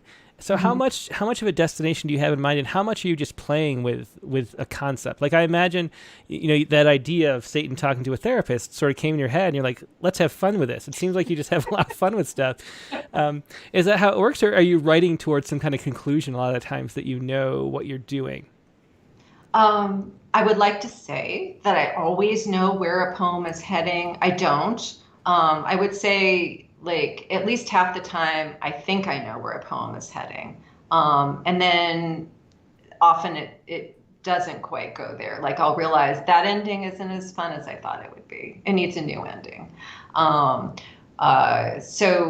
So sometimes I do that. There are all different ways of composing. Sometimes I'll start with a line, like there'll just be, I'll hear a phrase. I'll give you an example in a minute.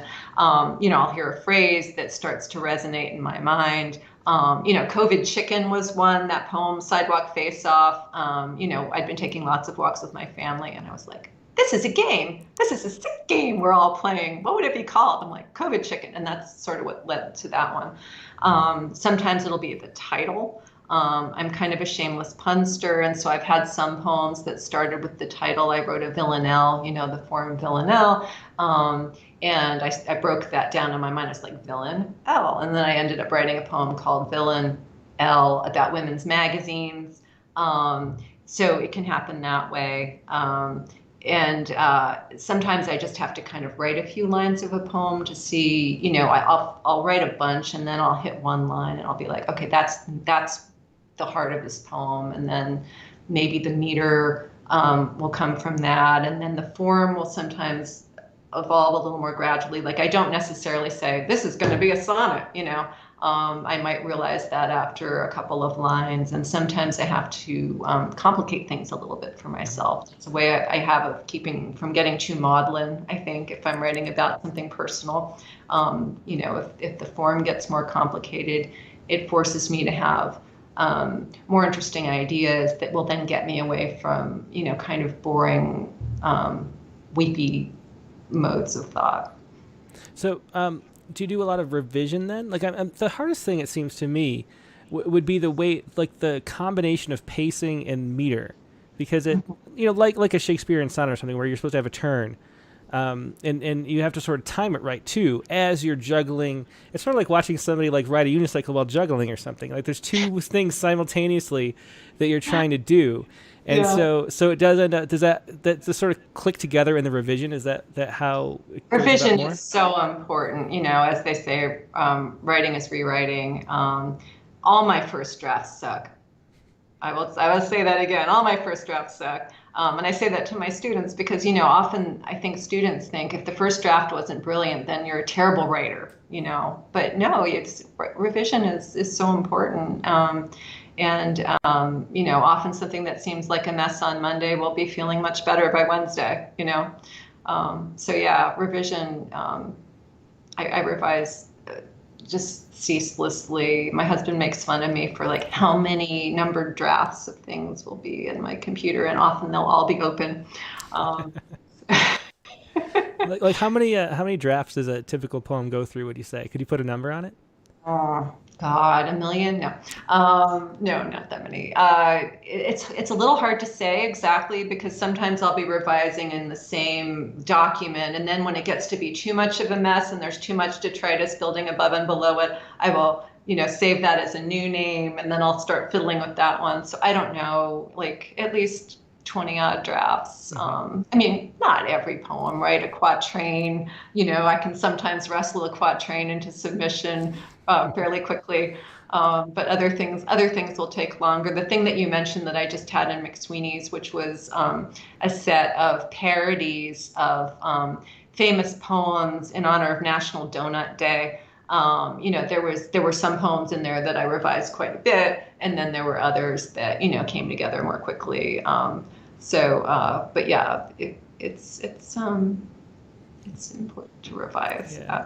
Yeah. One last question, and then we'll get to the last poem. But what are your plans for the future for both Light Quarterly or not quarterly? I keep trying not to say quarterly. Just Light. It's just Light. It used to be quarterly. Yeah. And what books are coming up next? Like, what do you have in mind? Like, what are your goals as a writer and publisher right now? Well, for Light, I always have so many goals. We're still aiming for a best of edition in print, because I think a lot of writers, even though we're becoming an increasingly online society in terms of poetry, there's still something very satisfying about having things between covers.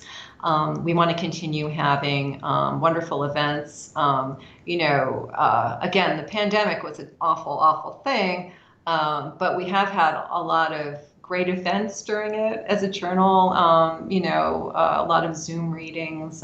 So we're going to continue having public light verse events, hopefully some in person as well in the near future. Continue to expand. I love it when we get new contributors. It makes me so happy when I see that we do blind submissions as you do. Mm-hmm. And it makes me so happy when I realize that we've accepted a poem from someone we've never published before. That's a thing that I think is maybe worth underlining, because I think every editor feels that way, and the perception is it's the opposite. But yeah, like when I reveal, I look up who the poet is after a meeting, and then I'm like, oh wow, awesome! It's someone we never published before. I mean, that's the best. And so don't let the fact that you haven't been published yet in a place dissuade you from submitting. Absolutely. So I love that, and expanding our writership and our readership.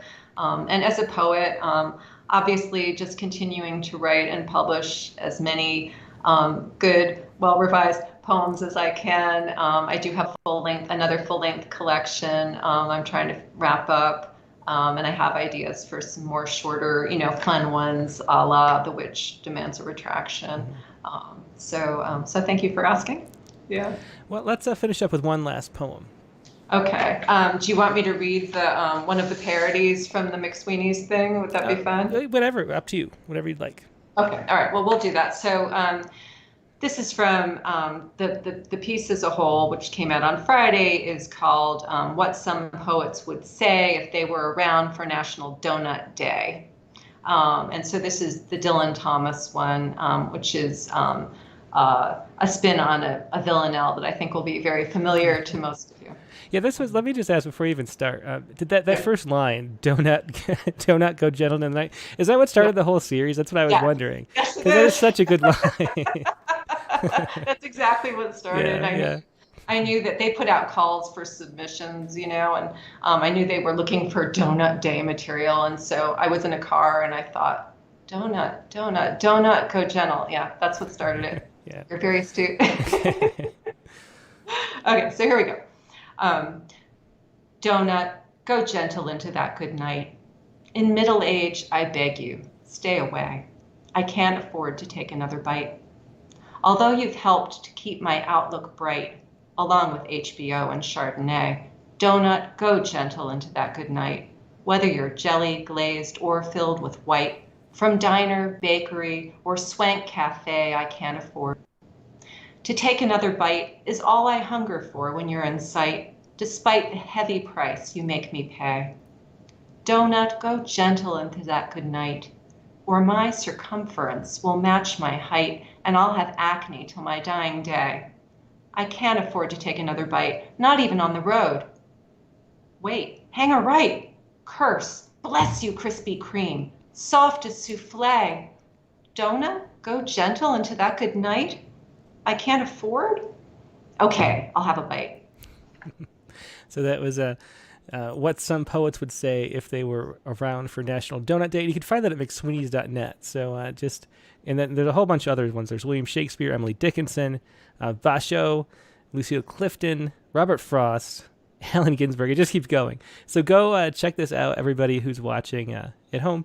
And just fun stuff. And check out these books, too, which were a lot of fun for me to read this morning. So thanks for being a guest, Melissa. It was fun to talk to you as I thought it would be. Oh, so fun talking with you, Tim. Thank you very much for having me on. Yeah, my pleasure. Have a good night. You too. Bye. That was Melissa Balmain with her two most recent books and then a bunch of newer poems. But her poem from Able Muse Press is here, Walking In on People. You can find the link at her website or at ablemusepress.com right there. And her other book, which just came out, once again, is The Witch Demands a Retraction, a fairy tale reboots for adults, written by Melissa Balmain and illustrated by Ron Barrett. Every poem has a really cool illustration like this. Really fun book. Maybe I wondered, I didn't mention it, but I was wondering if maybe it would be a great book as a gift, like a sort of introduction to poetry for people who might enjoy it, who don't yet. I think that it might be a really good introduction to poems because it's a lot of fun. So check that out. That was The Witch Demands a Retraction. Once again, from Humorist Books, and you can find the Weekly Humorist too. And you can find all of that at Melissa's website, which is just like you would think. It is melissabalmain.com, spelled just like it is there, MELISSABALMAIN.com. And Light Poetry Magazine, of course, is lightpoetrymagazine.com. So check all of the great stuff that Melissa is doing, keeping poetry varied and interesting. So thank you for that, Melissa. Now we're going to go to the open lines, and we can have poet respond poems. We can have poems about a prompt. Any old sort of poems you want to share. Now the prompt for this week I will put on screen, which is actually a fitting one, which weirdly it always ends up being the case, or usually there's some kind of tie-in that we didn't even plan. So I had no idea that Melissa was going to be writing a bunch of persona poems, or reading a bunch of persona poems here. But this week's prompt was to write a poem in which an inanimate object or concept is personified. So, for example, we had Mirror by Sylvia Plath, which anybody could check out, but you can write a poem about any kind of object or concept, and that was the prompt for this week. So if you have any poems like that, please get ready to share them. Once again, the numbers are on the screen. First, email it if you haven't yet to openmic@rattle.com. Then you can choose either Skype or phone. Skype is Rattle Poetry, all one word, so just send me a chat message there, and I will wave back if you wave or whatever, and then call you when it's your turn. If you'd like to join in by phone, the number is 818-850-7727. Just call a few times, let it ring, and then hang up. We have a bunch of first-time callers here. We have a 573 from earlier in the show, so hopefully they're still there. Julian Matthews is here. Richard Westheimer has a prompt poem. Carla Schwartz, Anshu Chaudhry is here. We have a 310, so we'll see who'd like to join us in just a little bit. In the meantime, I'm going to just take a quick 30-second break, stand up, stretch my legs, and get everything organized for that. The next poet we're going to see on the Rattlecast, let me put that up on screen just for this break. Next week's guest is going to be Lance Larson in Rattlecast number 97. Lance is one of those poets that we never published before, and then all of a sudden he just sort of exploded on the scene with his, it was just his Rattle Poetry Prize submission last year. He had this great packet of poems, and we ended up, I think 3 of them were in our top 100. We published, 1 was a finalist, it turned out, and we published 1 in the summer's issue too. But Lance Larson, his newest book is What the Body Knows. He was Poet Laureate of Utah for a while. He's going to be the guest on Rattlecast number 97 next Sunday, June 13th at this same time.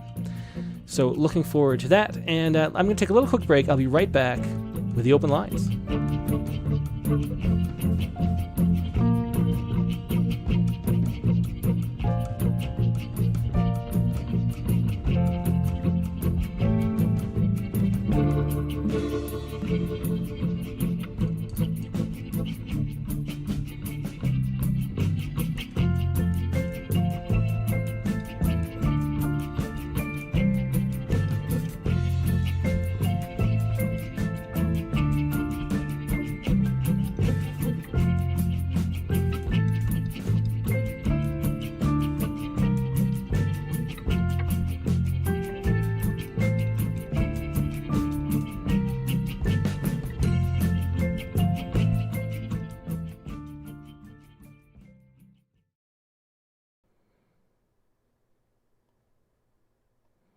And I'm back. Thanks so much for giving me a little bit of time to stand up. I don't like sitting in a chair for too long. Now let's go to the open lines. But first, let's go to the poems that we wrote for the prompt. Once again, this week's prompt was to write a poem in which an inanimate object or concept is personified. And my poem here is Railroad Tracks. Here we go. This is from me. Railroad Tracks. Side by side, we lie level on a bed of stone. When you, my other rail, pull me to the right, I pull you back. But when I'm bending far, I too feel the tug of the tie beneath me. In this way we cross the desert. Hot to the touch in the heat of the day, the children lay coins on our backs. Soon the weight of the world will be rushing between us in screeching sparks. But first the thundering hum of our harmony, and then how long it lingers after. That was my little persona poem, Railroad Tracks. I think, is that what I called it? Railroad Tracks? Yeah, Railroad Tracks. And then this is Megan's prompt poem for this week. Oops, that's my psycho. Where's Megan's? Here's Megan's. This is Punishment Does the Dishes. And Megan told me that she picked this word up from a random word generator. Punishment does the dishes. Every plate gleams with potential, so he draws the curtain. In the dim light, small cracks appear in the porcelain like lines on faces that have known too much grime and scrape.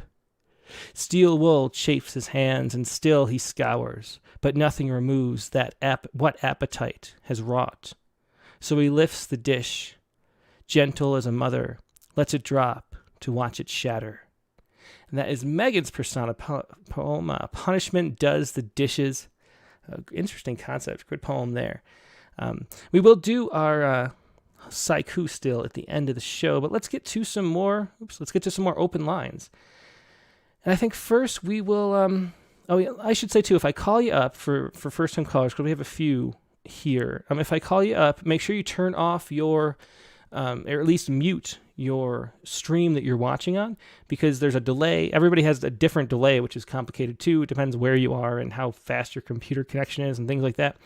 So make sure you hang up, otherwise you'll be confused because you're talking to 2 of me at once, and that's nobody wants to do that.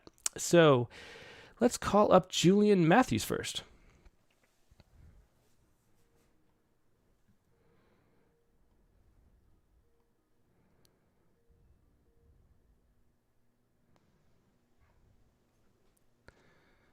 Hey, Julian, are there? Hello, how you doing today? Hi. I'm good. So, what do you have to share with us this week? Uh, it was the prompt poem on personification. Great. If my poem were old. Okay, well, I'll put it on screen. It's If My Poem Were Old Me. And go ahead whenever you are ready. If my poem were old me. My poem had one too many. It had 3 or 4, then started mixing metaphors. One more, ordered my poem, even after the bartender said no. My poem lost all nuance and was spouting nonsense, peddling allegorical gas from its assonance. My poem stumbled out the door and into its car. It may as well have been a flying car. You can see that all its imagery was becoming blurry. It had a sudden yearning for a blueberry McFlurry. So instead of heading home, it detoured to drive in at McD. But it was told blueberry flavor was no longer on the menu. In a slurry, brewery rant, it told the staff to take a haiku. It was last seen screaming and kicking the machine. Letting my poem indulge all these years was such a sin. They pulled my poem from the wreckage. My poem had had too much. It was an accident waiting to happen. It was swerving this way and that with no rhyme or reason. It was cliche-ridden and set to crash and burn. Will it never learn? When they wheeled my poem into emergency, the nurses said it was all Shakespearean drama, mumbling something about childhood trauma. The doctor gave it a sedative, which quickly made it meditative. I came to the hospital to find my poem sound asleep under layers of sheets without texture. I tickled my poem's toes, it smiled, eyes still closed. Whatever it was dreaming was open to conjecture. I suppose it was a little late for a safety lecture. My poem is notoriously incorrigible, unwilling to do my bidding. It's a near-heart lecturer that falls off the radar and goes missing. It's a combustible dirigible about to blow up like the Hindenburg. It's an ill-fated Titanic on its way to meet its iceberg. As always, my poem ends up neither epic nor epigram. It's another casualty of being something in between, where you can kill it in despair and write its epitaph. But like a Lazarus, it always rises, turns to me, the accidental pilot, and just laughs. Excellent. Thanks so much for sharing that. Speaking of a good fit for the poem tonight, some humorous verse there. Thanks so much for sharing that, Julian. Thank you, Tim. Yeah, take care. Bye. Bye. There's Julian Matthews with If My Poem Were Old Me. Let's call up next. We'll do this, where was it? This 573 number. We'll see who that is, and we'll do Claudia Gary is here too. We'll do Claudia after that. So 573. Always a surprise. Let's see who it is.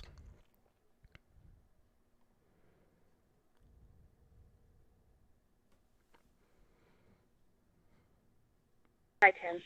Hey, you are live on the air. Who am I talking to? This is actually Kitty Carpenter, so not first-time caller, but I did Skype before. Great. Well, thanks so much. I'm glad you could call in. Love your work. What do you have to share for us today?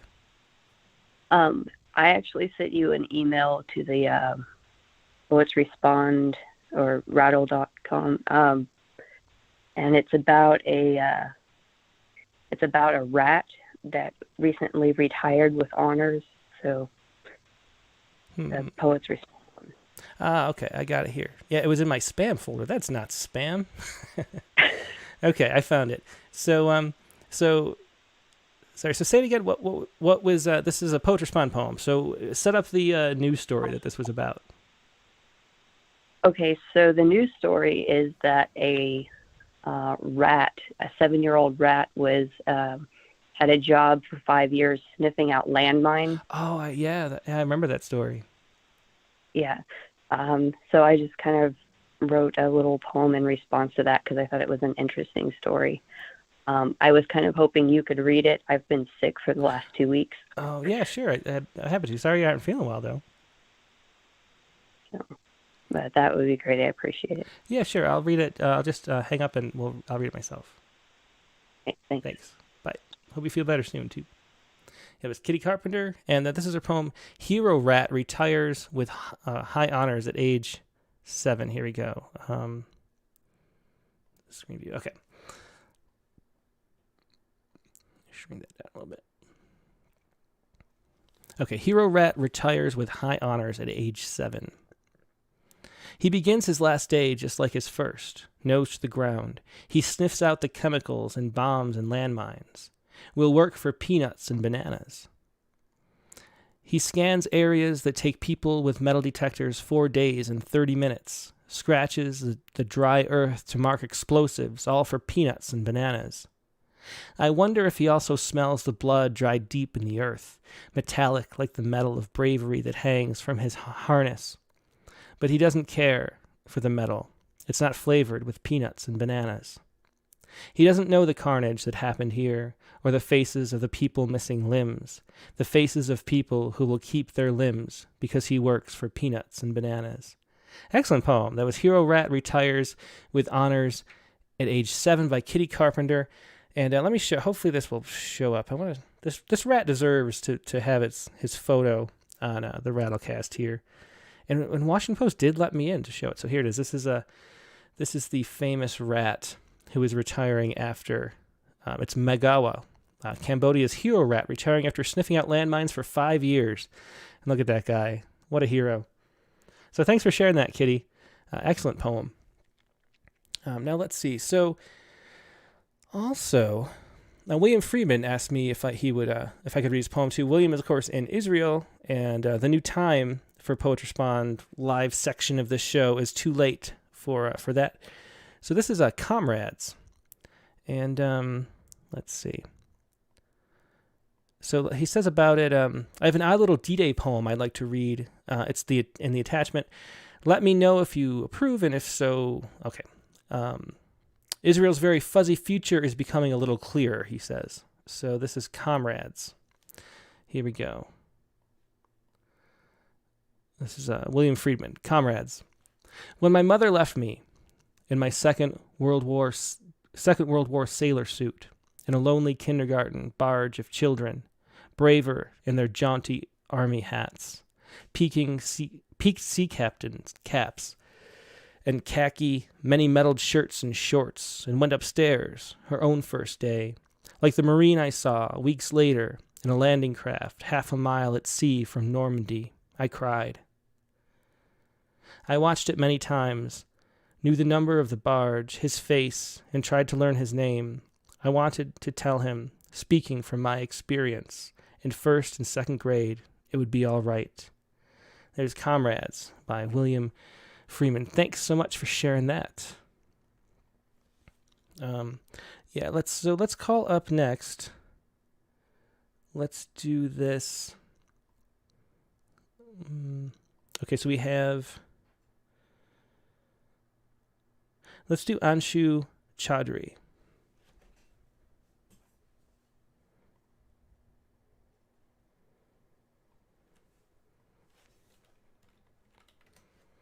Hopefully this will work.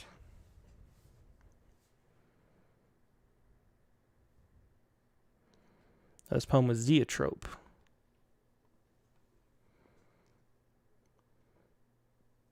Anshu is not answering. Let's see.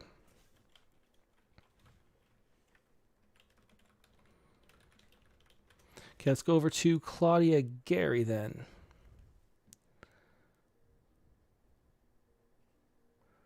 Find Claudia's poem while it's ringing. Hi. Hey, Claudia, how you doing today? Good. How are you, Tim? I'm doing great. It's so great you could call in and share this. I can't see if you want to come on Oh, the video. here we go. Okay, Yeah. there you go. Okay, Perfect. fine. Okay, let me pull you over. Let me get the. I really enjoyed Melissa's show. That was great. Yeah, it was so fun. It was great talking to her. Favorite. Yeah, that's something that we haven't really had as a humorist yet on the Rattlecast. So it was nice talking to her. Let me put this in a Word document really quick so I don't show your email address. Oh, sorry. Yeah. Oh, no problem at all. So what do you have to share with us? Okay, so this is a persona poem I wrote years ago. It's possible that the object has changed a little bit since this, but anyway, you'll probably recognize it. It's called Unwired. Okay, go ahead. I have it ready right now. Go ahead. Okay. Unwired. Oh, here you are again, pressing my buttons and breathing close to me as you recite the same greetings and questions as before. You never even notice that I'm here. Just talk right through me. Then the answers come from elsewhere. Other answers, always elsewhere. And yet I light up as you touch my face with eager fingers, hold me to your cheek below your warming ear. Now something's changing. That other voice, his voice, sounds far away, more so than last time. Have his buttons dimmed, his signals become garbled, ringtones lowered? Put him in silent mode. Take a text message from me. You don't need elsewhere to keep busy. I can take care of that. I'll beep and flash. I'll vibrate in your pocket. You will always know how important you are. Did you say that's not the point? Oh, here you are again. That's interesting. Unwired. And he said it's an older poem. Did you have any idea how much worse it would get? No, not at all. Yeah, interesting. Well, thanks so much for sharing that, Claudia. It's great to see you. Tim. You too. Yeah, Bye-bye. good night. It's Claudia Gary with Unwired. Okay, here's Anshu again. Let's try Anshu.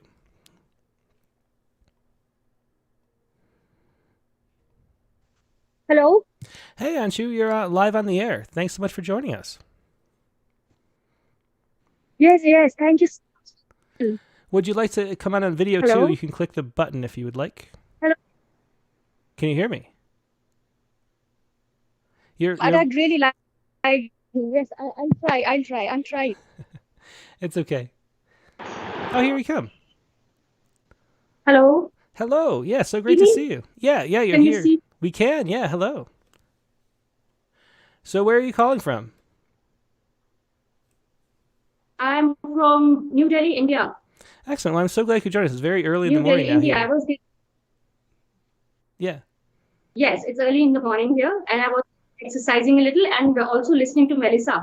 It was very, very informative, very, very entertaining, and I just love to hear her. And some of her poems, the Red Riding Hood one, incidentally, I also used that metaphor in one of my poems that I sent to you. So I was delighted that Red Riding Hood is still in vogue. Excellent. Well, what did you want to share with us today? I would like to share the same poem, if you permit me. Okay. I sent to you? Is it Zoetrope? A lot of poems. Okay, yes, Zoetrope. Okay, yeah. Okay, go ahead whenever you're ready. I'll start reading. Yeah. Yes. In the woods, Zoetrope. In the woods, endless, dark and deep. Since lost, the little Red Riding Hood weeps. Quietly slips in a zoetrope. The future is a past to see. Que sera, sera. 3,000 years, the raving wolf is howling by the full moon. A neighbor oracles warn of the avatar. Gita's prophecy when Krishna appeared. Turn the wheel 2,000 years. Christ falters under the root. The burden of sin heavier, not far from the hordes of Hemurland and Cheyenne Khan. Turn the wheel closer. The reels of Schindler's List ending longer. Don't stay in the igloo. Do not. You're breaking up a little. And if the ice thaws, and if the sun shines. You're breaking up a little too much. I'm just gonna hang up and read it for you. I'm sorry, Anshu. We couldn't quite hear. So let me just read this poem for you. The connection wasn't as strong. Maybe we shouldn't have done video. That would save some bandwidth. Zoetrope. In the woods, endless, dark, and deep, since lost, the little Red Riding Hood weeps, quietly slips in hand a zoetrope. The future is a past to see. Que sera, sera. Turn the wheel 3,000 years. The raving wolf is howling by the full moon, a neighbor of the rising sun. Oracles warn of the avatar. Gita's prophecy when Krishna will appear in Kali. Turn the wheel 2,000 years. Christ falters under the road. The burden of sin heavier, not far from the hordes of Tamir Lang and Chengiz Khan. Turn the wheel closer. The reels of Schindler's List pending longer. Don't dare cut down the iron curtains. Stay alive, closed in the igloo. Do not build doors. Grout the windows with snow. And if the ice thaws, and if the sun shines, melt and disappear like a candle spent. Leave not a stain, not a smear of a tear on your mother's cheek as she stands watching in your zoetrope the birth of your corpse. Excellent poem. That was Anshu Chaudhry with zoetrope. And what is zoetrope? That was one of those, it's the name of a literary magazine. Or zoetrope. Zoetrope. It's one of those words that I would like to know. So that's what a zoetrope is. Okay, so it's a 19th century optical toy consisting of cylinder with a series of pictures, so it makes it look like it's running. So this is here, we'll put it on screen. It's just one of those words I never knew. So you've seen these before, though. One of these things here.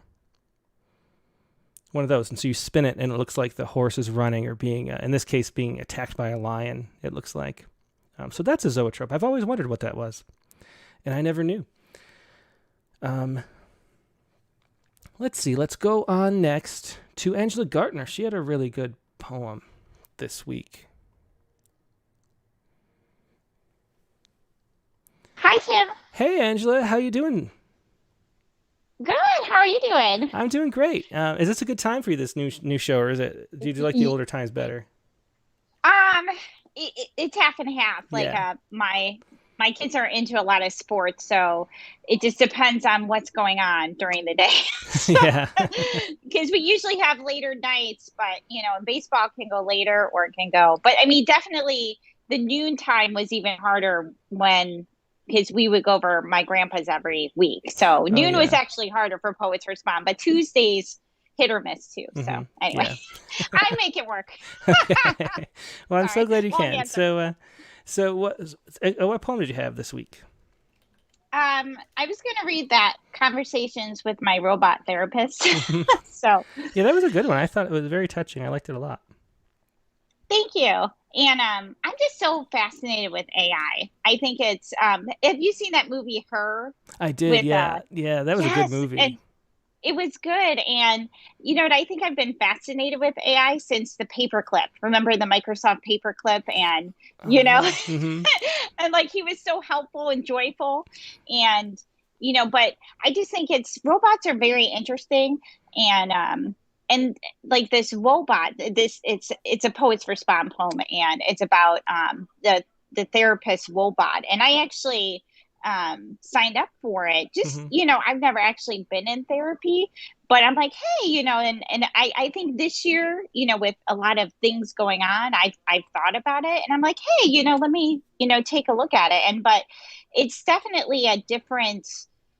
I think you still need in person. I think it might be something for someone who wants to have a little fun and a conversation, but it's definitely I feel that if you're dealing with a deep grief or anything, I think you need a more of an in-person. Mm-hmm. But I mean, it can still be fun for somebody. So yeah, it's interesting. And then for everybody at home, though, that's Wobot, WOE bot, Wobot. I know, Wobot.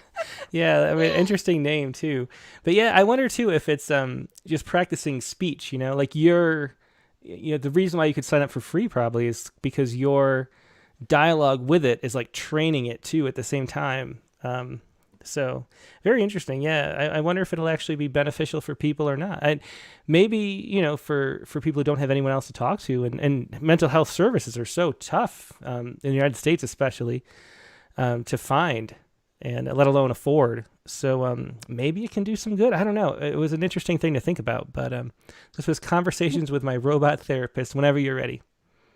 Yeah, and just to preface this is I kind of combined things. It's not an actual conversation, but it definitely I was thinking of a lot of things, and as I was doing it, and it didn't give me as awesome answers so that I did, but I maybe this is what I don't know if it's.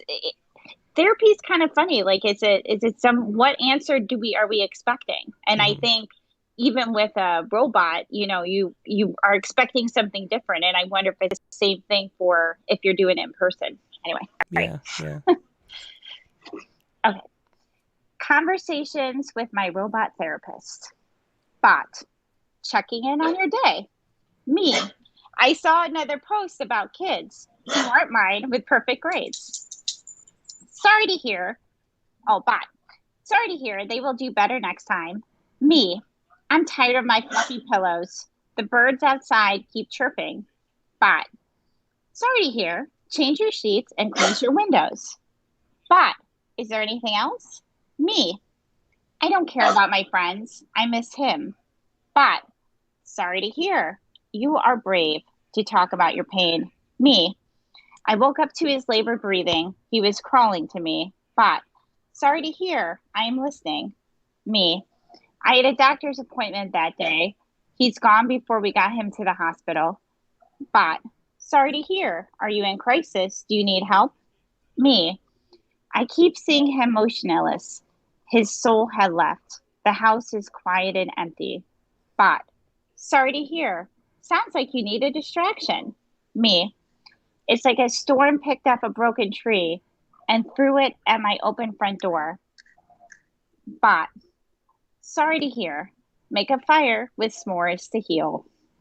Yeah, thanks for sharing that, Angela. It's a really interesting poem because it illuminates the I don't know, the way it might go or something. I don't know. It was very interesting. So thanks for sharing that.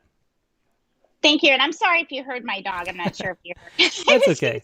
We like dogs around here. Okay. What's his name, by the way? His name is Sweet Baby Ray. So. Uh-huh. Great. Well, tell him I said good night. Okay. Bye. Thank you, Tim. Yep. Bye-bye. Bye. So Angela Gardner with Conversations with My Robot Therapist. Now, Nivedita Karthik, who is usually here, a regular guest, is not feeling well today. So she, and it's very early in India, of course, as the last guest mentioned too. I don't know if I should say, well, I don't know. She's fine. So don't worry about it. It's a good not feeling well or something. But GPS is her poem that was a Poetry Respondent, came up from here. Police drivers who got stuck on golf course was following GPS. So this is the story. I don't think usually there's a video. Let's see if she has a video for us this week. No, but this story, police in Massachusetts said a man who drove his SUV into a golf course and became stuck on the 6th hole told officers he had been led astray by his GPS app. The Newton Police Department said officers were called to the 6th hole of the Braeburn Country course at 5 a.m. Wednesday to report an SUV stuck in the grass. And the driver told police he had dropped some friends off at 2 a.m. and he was following his Waze. Oh, man, not the Waze. His Waze GPS, which led him onto the golf course. The Waze app, you got to be cautious about that Waze app. We live up in the mountains, and there's all these like dirt roads and mountain roads that you're like literally up on a cliff on a dirt road, and it's really only for dirt bikes.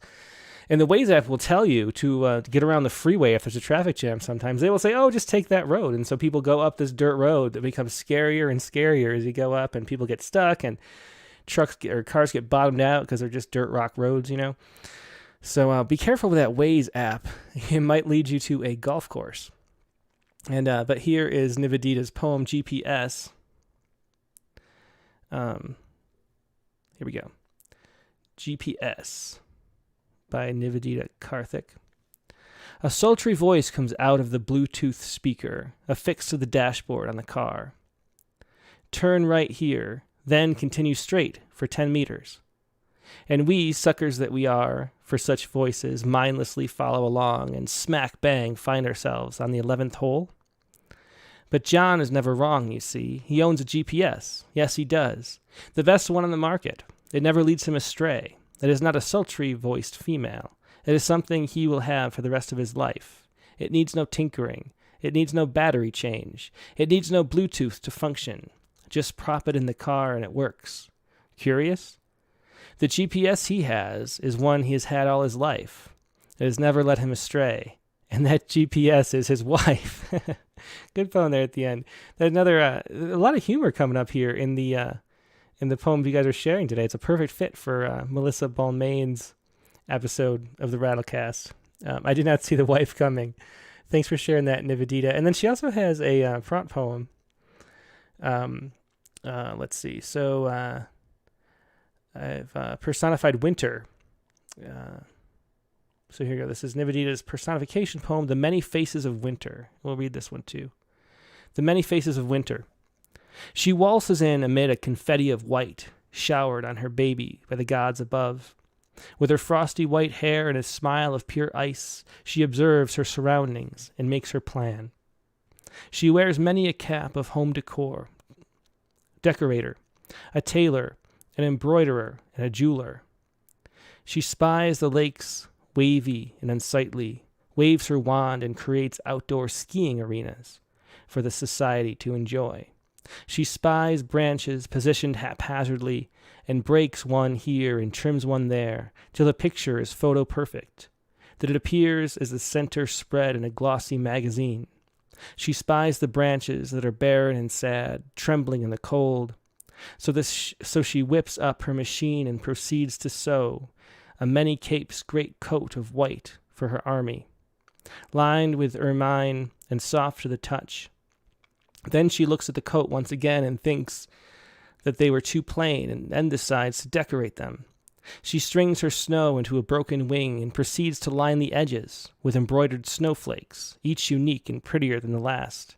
Finally, she decides to trim the edges with diamonds and gems, each more precious than the last, that twinkle in the sun and dazzle the eyes.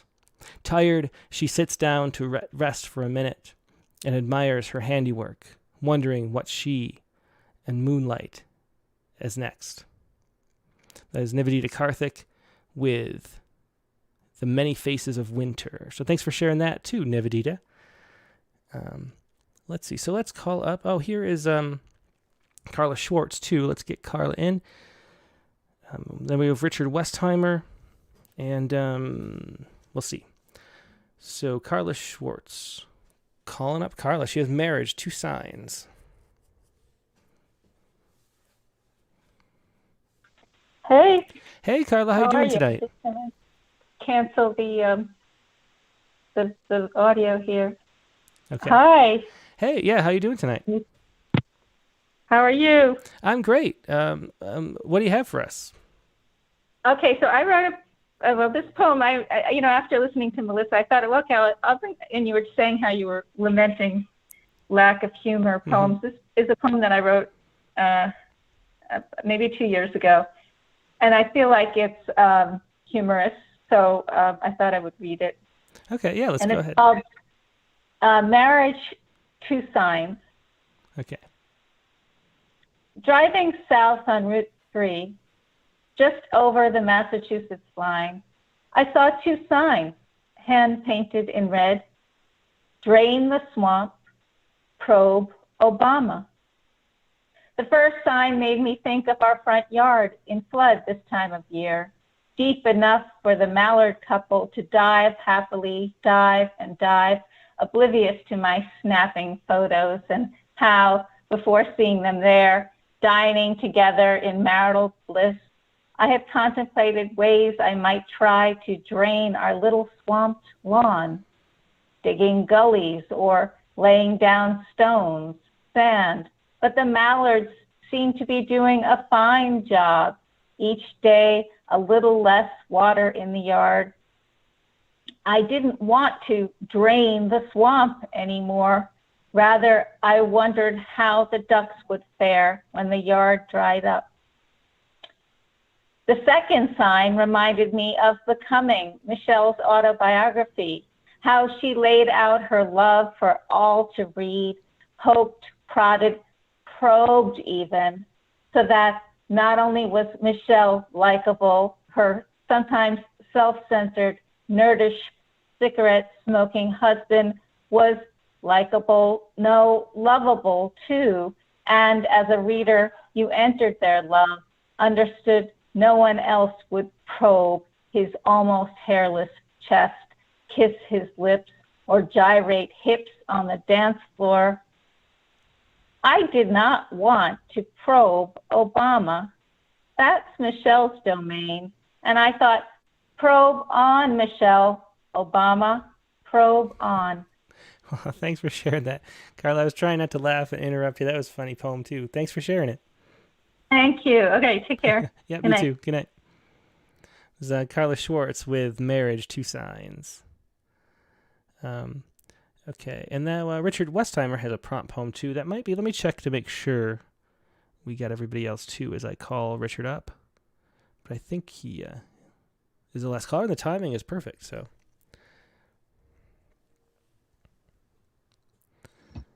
Hey, Richard, glad to have you back. Thanks, Tim. Appreciate the invite.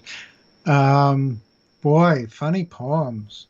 That Dylan Thomas send-up just had me laughing out loud. Yeah, that one line, the do not go gentle tonight. I can't even think of that line without laughing. That's funny. Yeah, it was good. And one of the things I learned tonight is that funny is a craft. Mm-hmm. I was thinking I got no funny muscles, but the way Melissa talked about it, it's a craft. It can be... that's true. That's a really good point. That you think that you're not good at stuff, which is a self-fulfilling prophecy.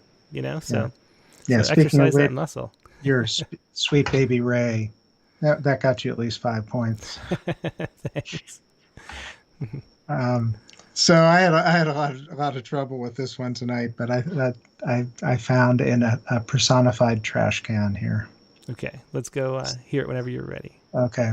What the trash can contains. The old trash basket stands in the corner alone, beneath the spot where the landline once hung. Mute, it remembers everything thrown in its oil-stained maw, newspaper headlines, like the day after John Lennon was shot when I sang Imagine to our baby. If the can sensed I sung off-key or that Lennon was a god who decided to stop being a god, it didn't say, just like it didn't tell on me when I stuffed kid-forbidden snack wrappers under the daily refuse.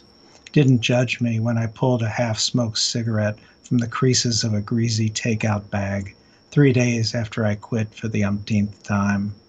Didn't tell the kids when we sacked half their Halloween candy. When Grandma came over, it kept its counsel. Didn't say most of her chintzy Christmas toys broke before New Year's, wound up among the dirty diapers. If it had been up to me, I'd have dispensed with that beam long ago. I coveted one of those MoMA modern stainless steel jobs, a sleek spaceship, but it too would get scuzzy and dented. Our kids, now grown, when they'd come home, would grouse about the change. So it will stay, empty of newsprint, aging in place, and will finally leave for good when we do, an apt urn for what remains of us. Great poem. What the trash can contains. Thanks, Richard. That's 2 tonight. Thanks, Tim. Yeah. See you soon. Bye-bye. Yep, have a good one. Good night. Yeah, Richard Westheimer with What the Trash Can Contains, his persona poem. Let me make sure we don't miss anybody. Okay. Frank Bell. No, he's not here right now. Okay. So, I think that means it is Saiku time to close out the show. Now, what was my Saiku? I have to figure out what it was. My Saiku this week... Oh, I wrote 2 really quick ones here. This was the article. And this is a particularly interesting article for poets and writers. So this was Memory Details. This is from the University of Birmingham. Some research into memory. And here, I'll put it on screen kind of if you can see it. Memory details fade over time with only the main gist preserved. And so what the researchers did is just study the way people remember details. And it turns out, which is something that we've always kind of known and guessed about, but never quantified and put sort of actual research into, was that people remember based on the semantic, the meaning of what they remember. So if you're having like a dinner party, as the example they show, a pre-COVID dinner party, you might remember what you ordered, but you wouldn't remember the color of the shirt or what was the centerpiece on the table. Those kind of details are the first to go, is what this research showed. And so since poems are really what we're trying to do is find ways to be memorable with language, right? I mean, that's really the point of a poem, is to remember it later. And so that shows how important meaning is to memorability and to the heart of what poems are. So I thought that was an interesting article. Here are my two quick little haiku about it. And I wrote the first one and wasn't really satisfied, and then wrote a second one. But I just thought I'd share them both because haiku are short. So here is the haiku for today. Let me drop out. Here we go. So the haiku is ancient hills stripped to bare sandstone. Justification. And that's a word, justification, that they made up in this article, I think. I never heard it before. And then the other haiku, semantic. You almost remember what it means. Semantic. You almost remember what it means. That is my haiku about memory and the details of memory fading over time. And that is the Rattlecast for today. So glad you could join us as always. Now, before we go, let me let you know that next week's guest... Oh, wait, before we do next week's guest, I almost forgot. Before we do next week's guest, next week's prompt. And here's a very simple prompt from Megan. This is next week's prompt. A pivotal moment in your childhood. A pivotal moment in your childhood. A pivotable moment would be something very different and interesting too. But this is a pivotal moment in your childhood. That is next week's prompt. And next week's guest in the Rattlecast, as I'm about to say, is Lance Larson once again. Lance is a poet that we published 2 poems for the first time this year. There was an excellent poem, And So I Ran, which was very close to winning the Reader's Choice Award. Kitty Carpenter ended up winning, but it was a great poem among the finalists for last year's Rattle Poetry Prize. His newest book is What the Body Knows, and he has another book that he sent too. He has a poem in the current issue of Rattle, Urine Poem. And just an excellent poet from Utah. We'll be talking to him on Rattlecast number 97 and sharing poems about pivotal moments in our childhood. And that'll be next week at the same time. It's 8 p.m. Eastern, 5 p.m. Pacific. Hope to see you then. We'll see you for the Critique of the Week 2 on Friday, like always, in the meantime. But hope you have a good week, and I will talk to you later. Goodbye.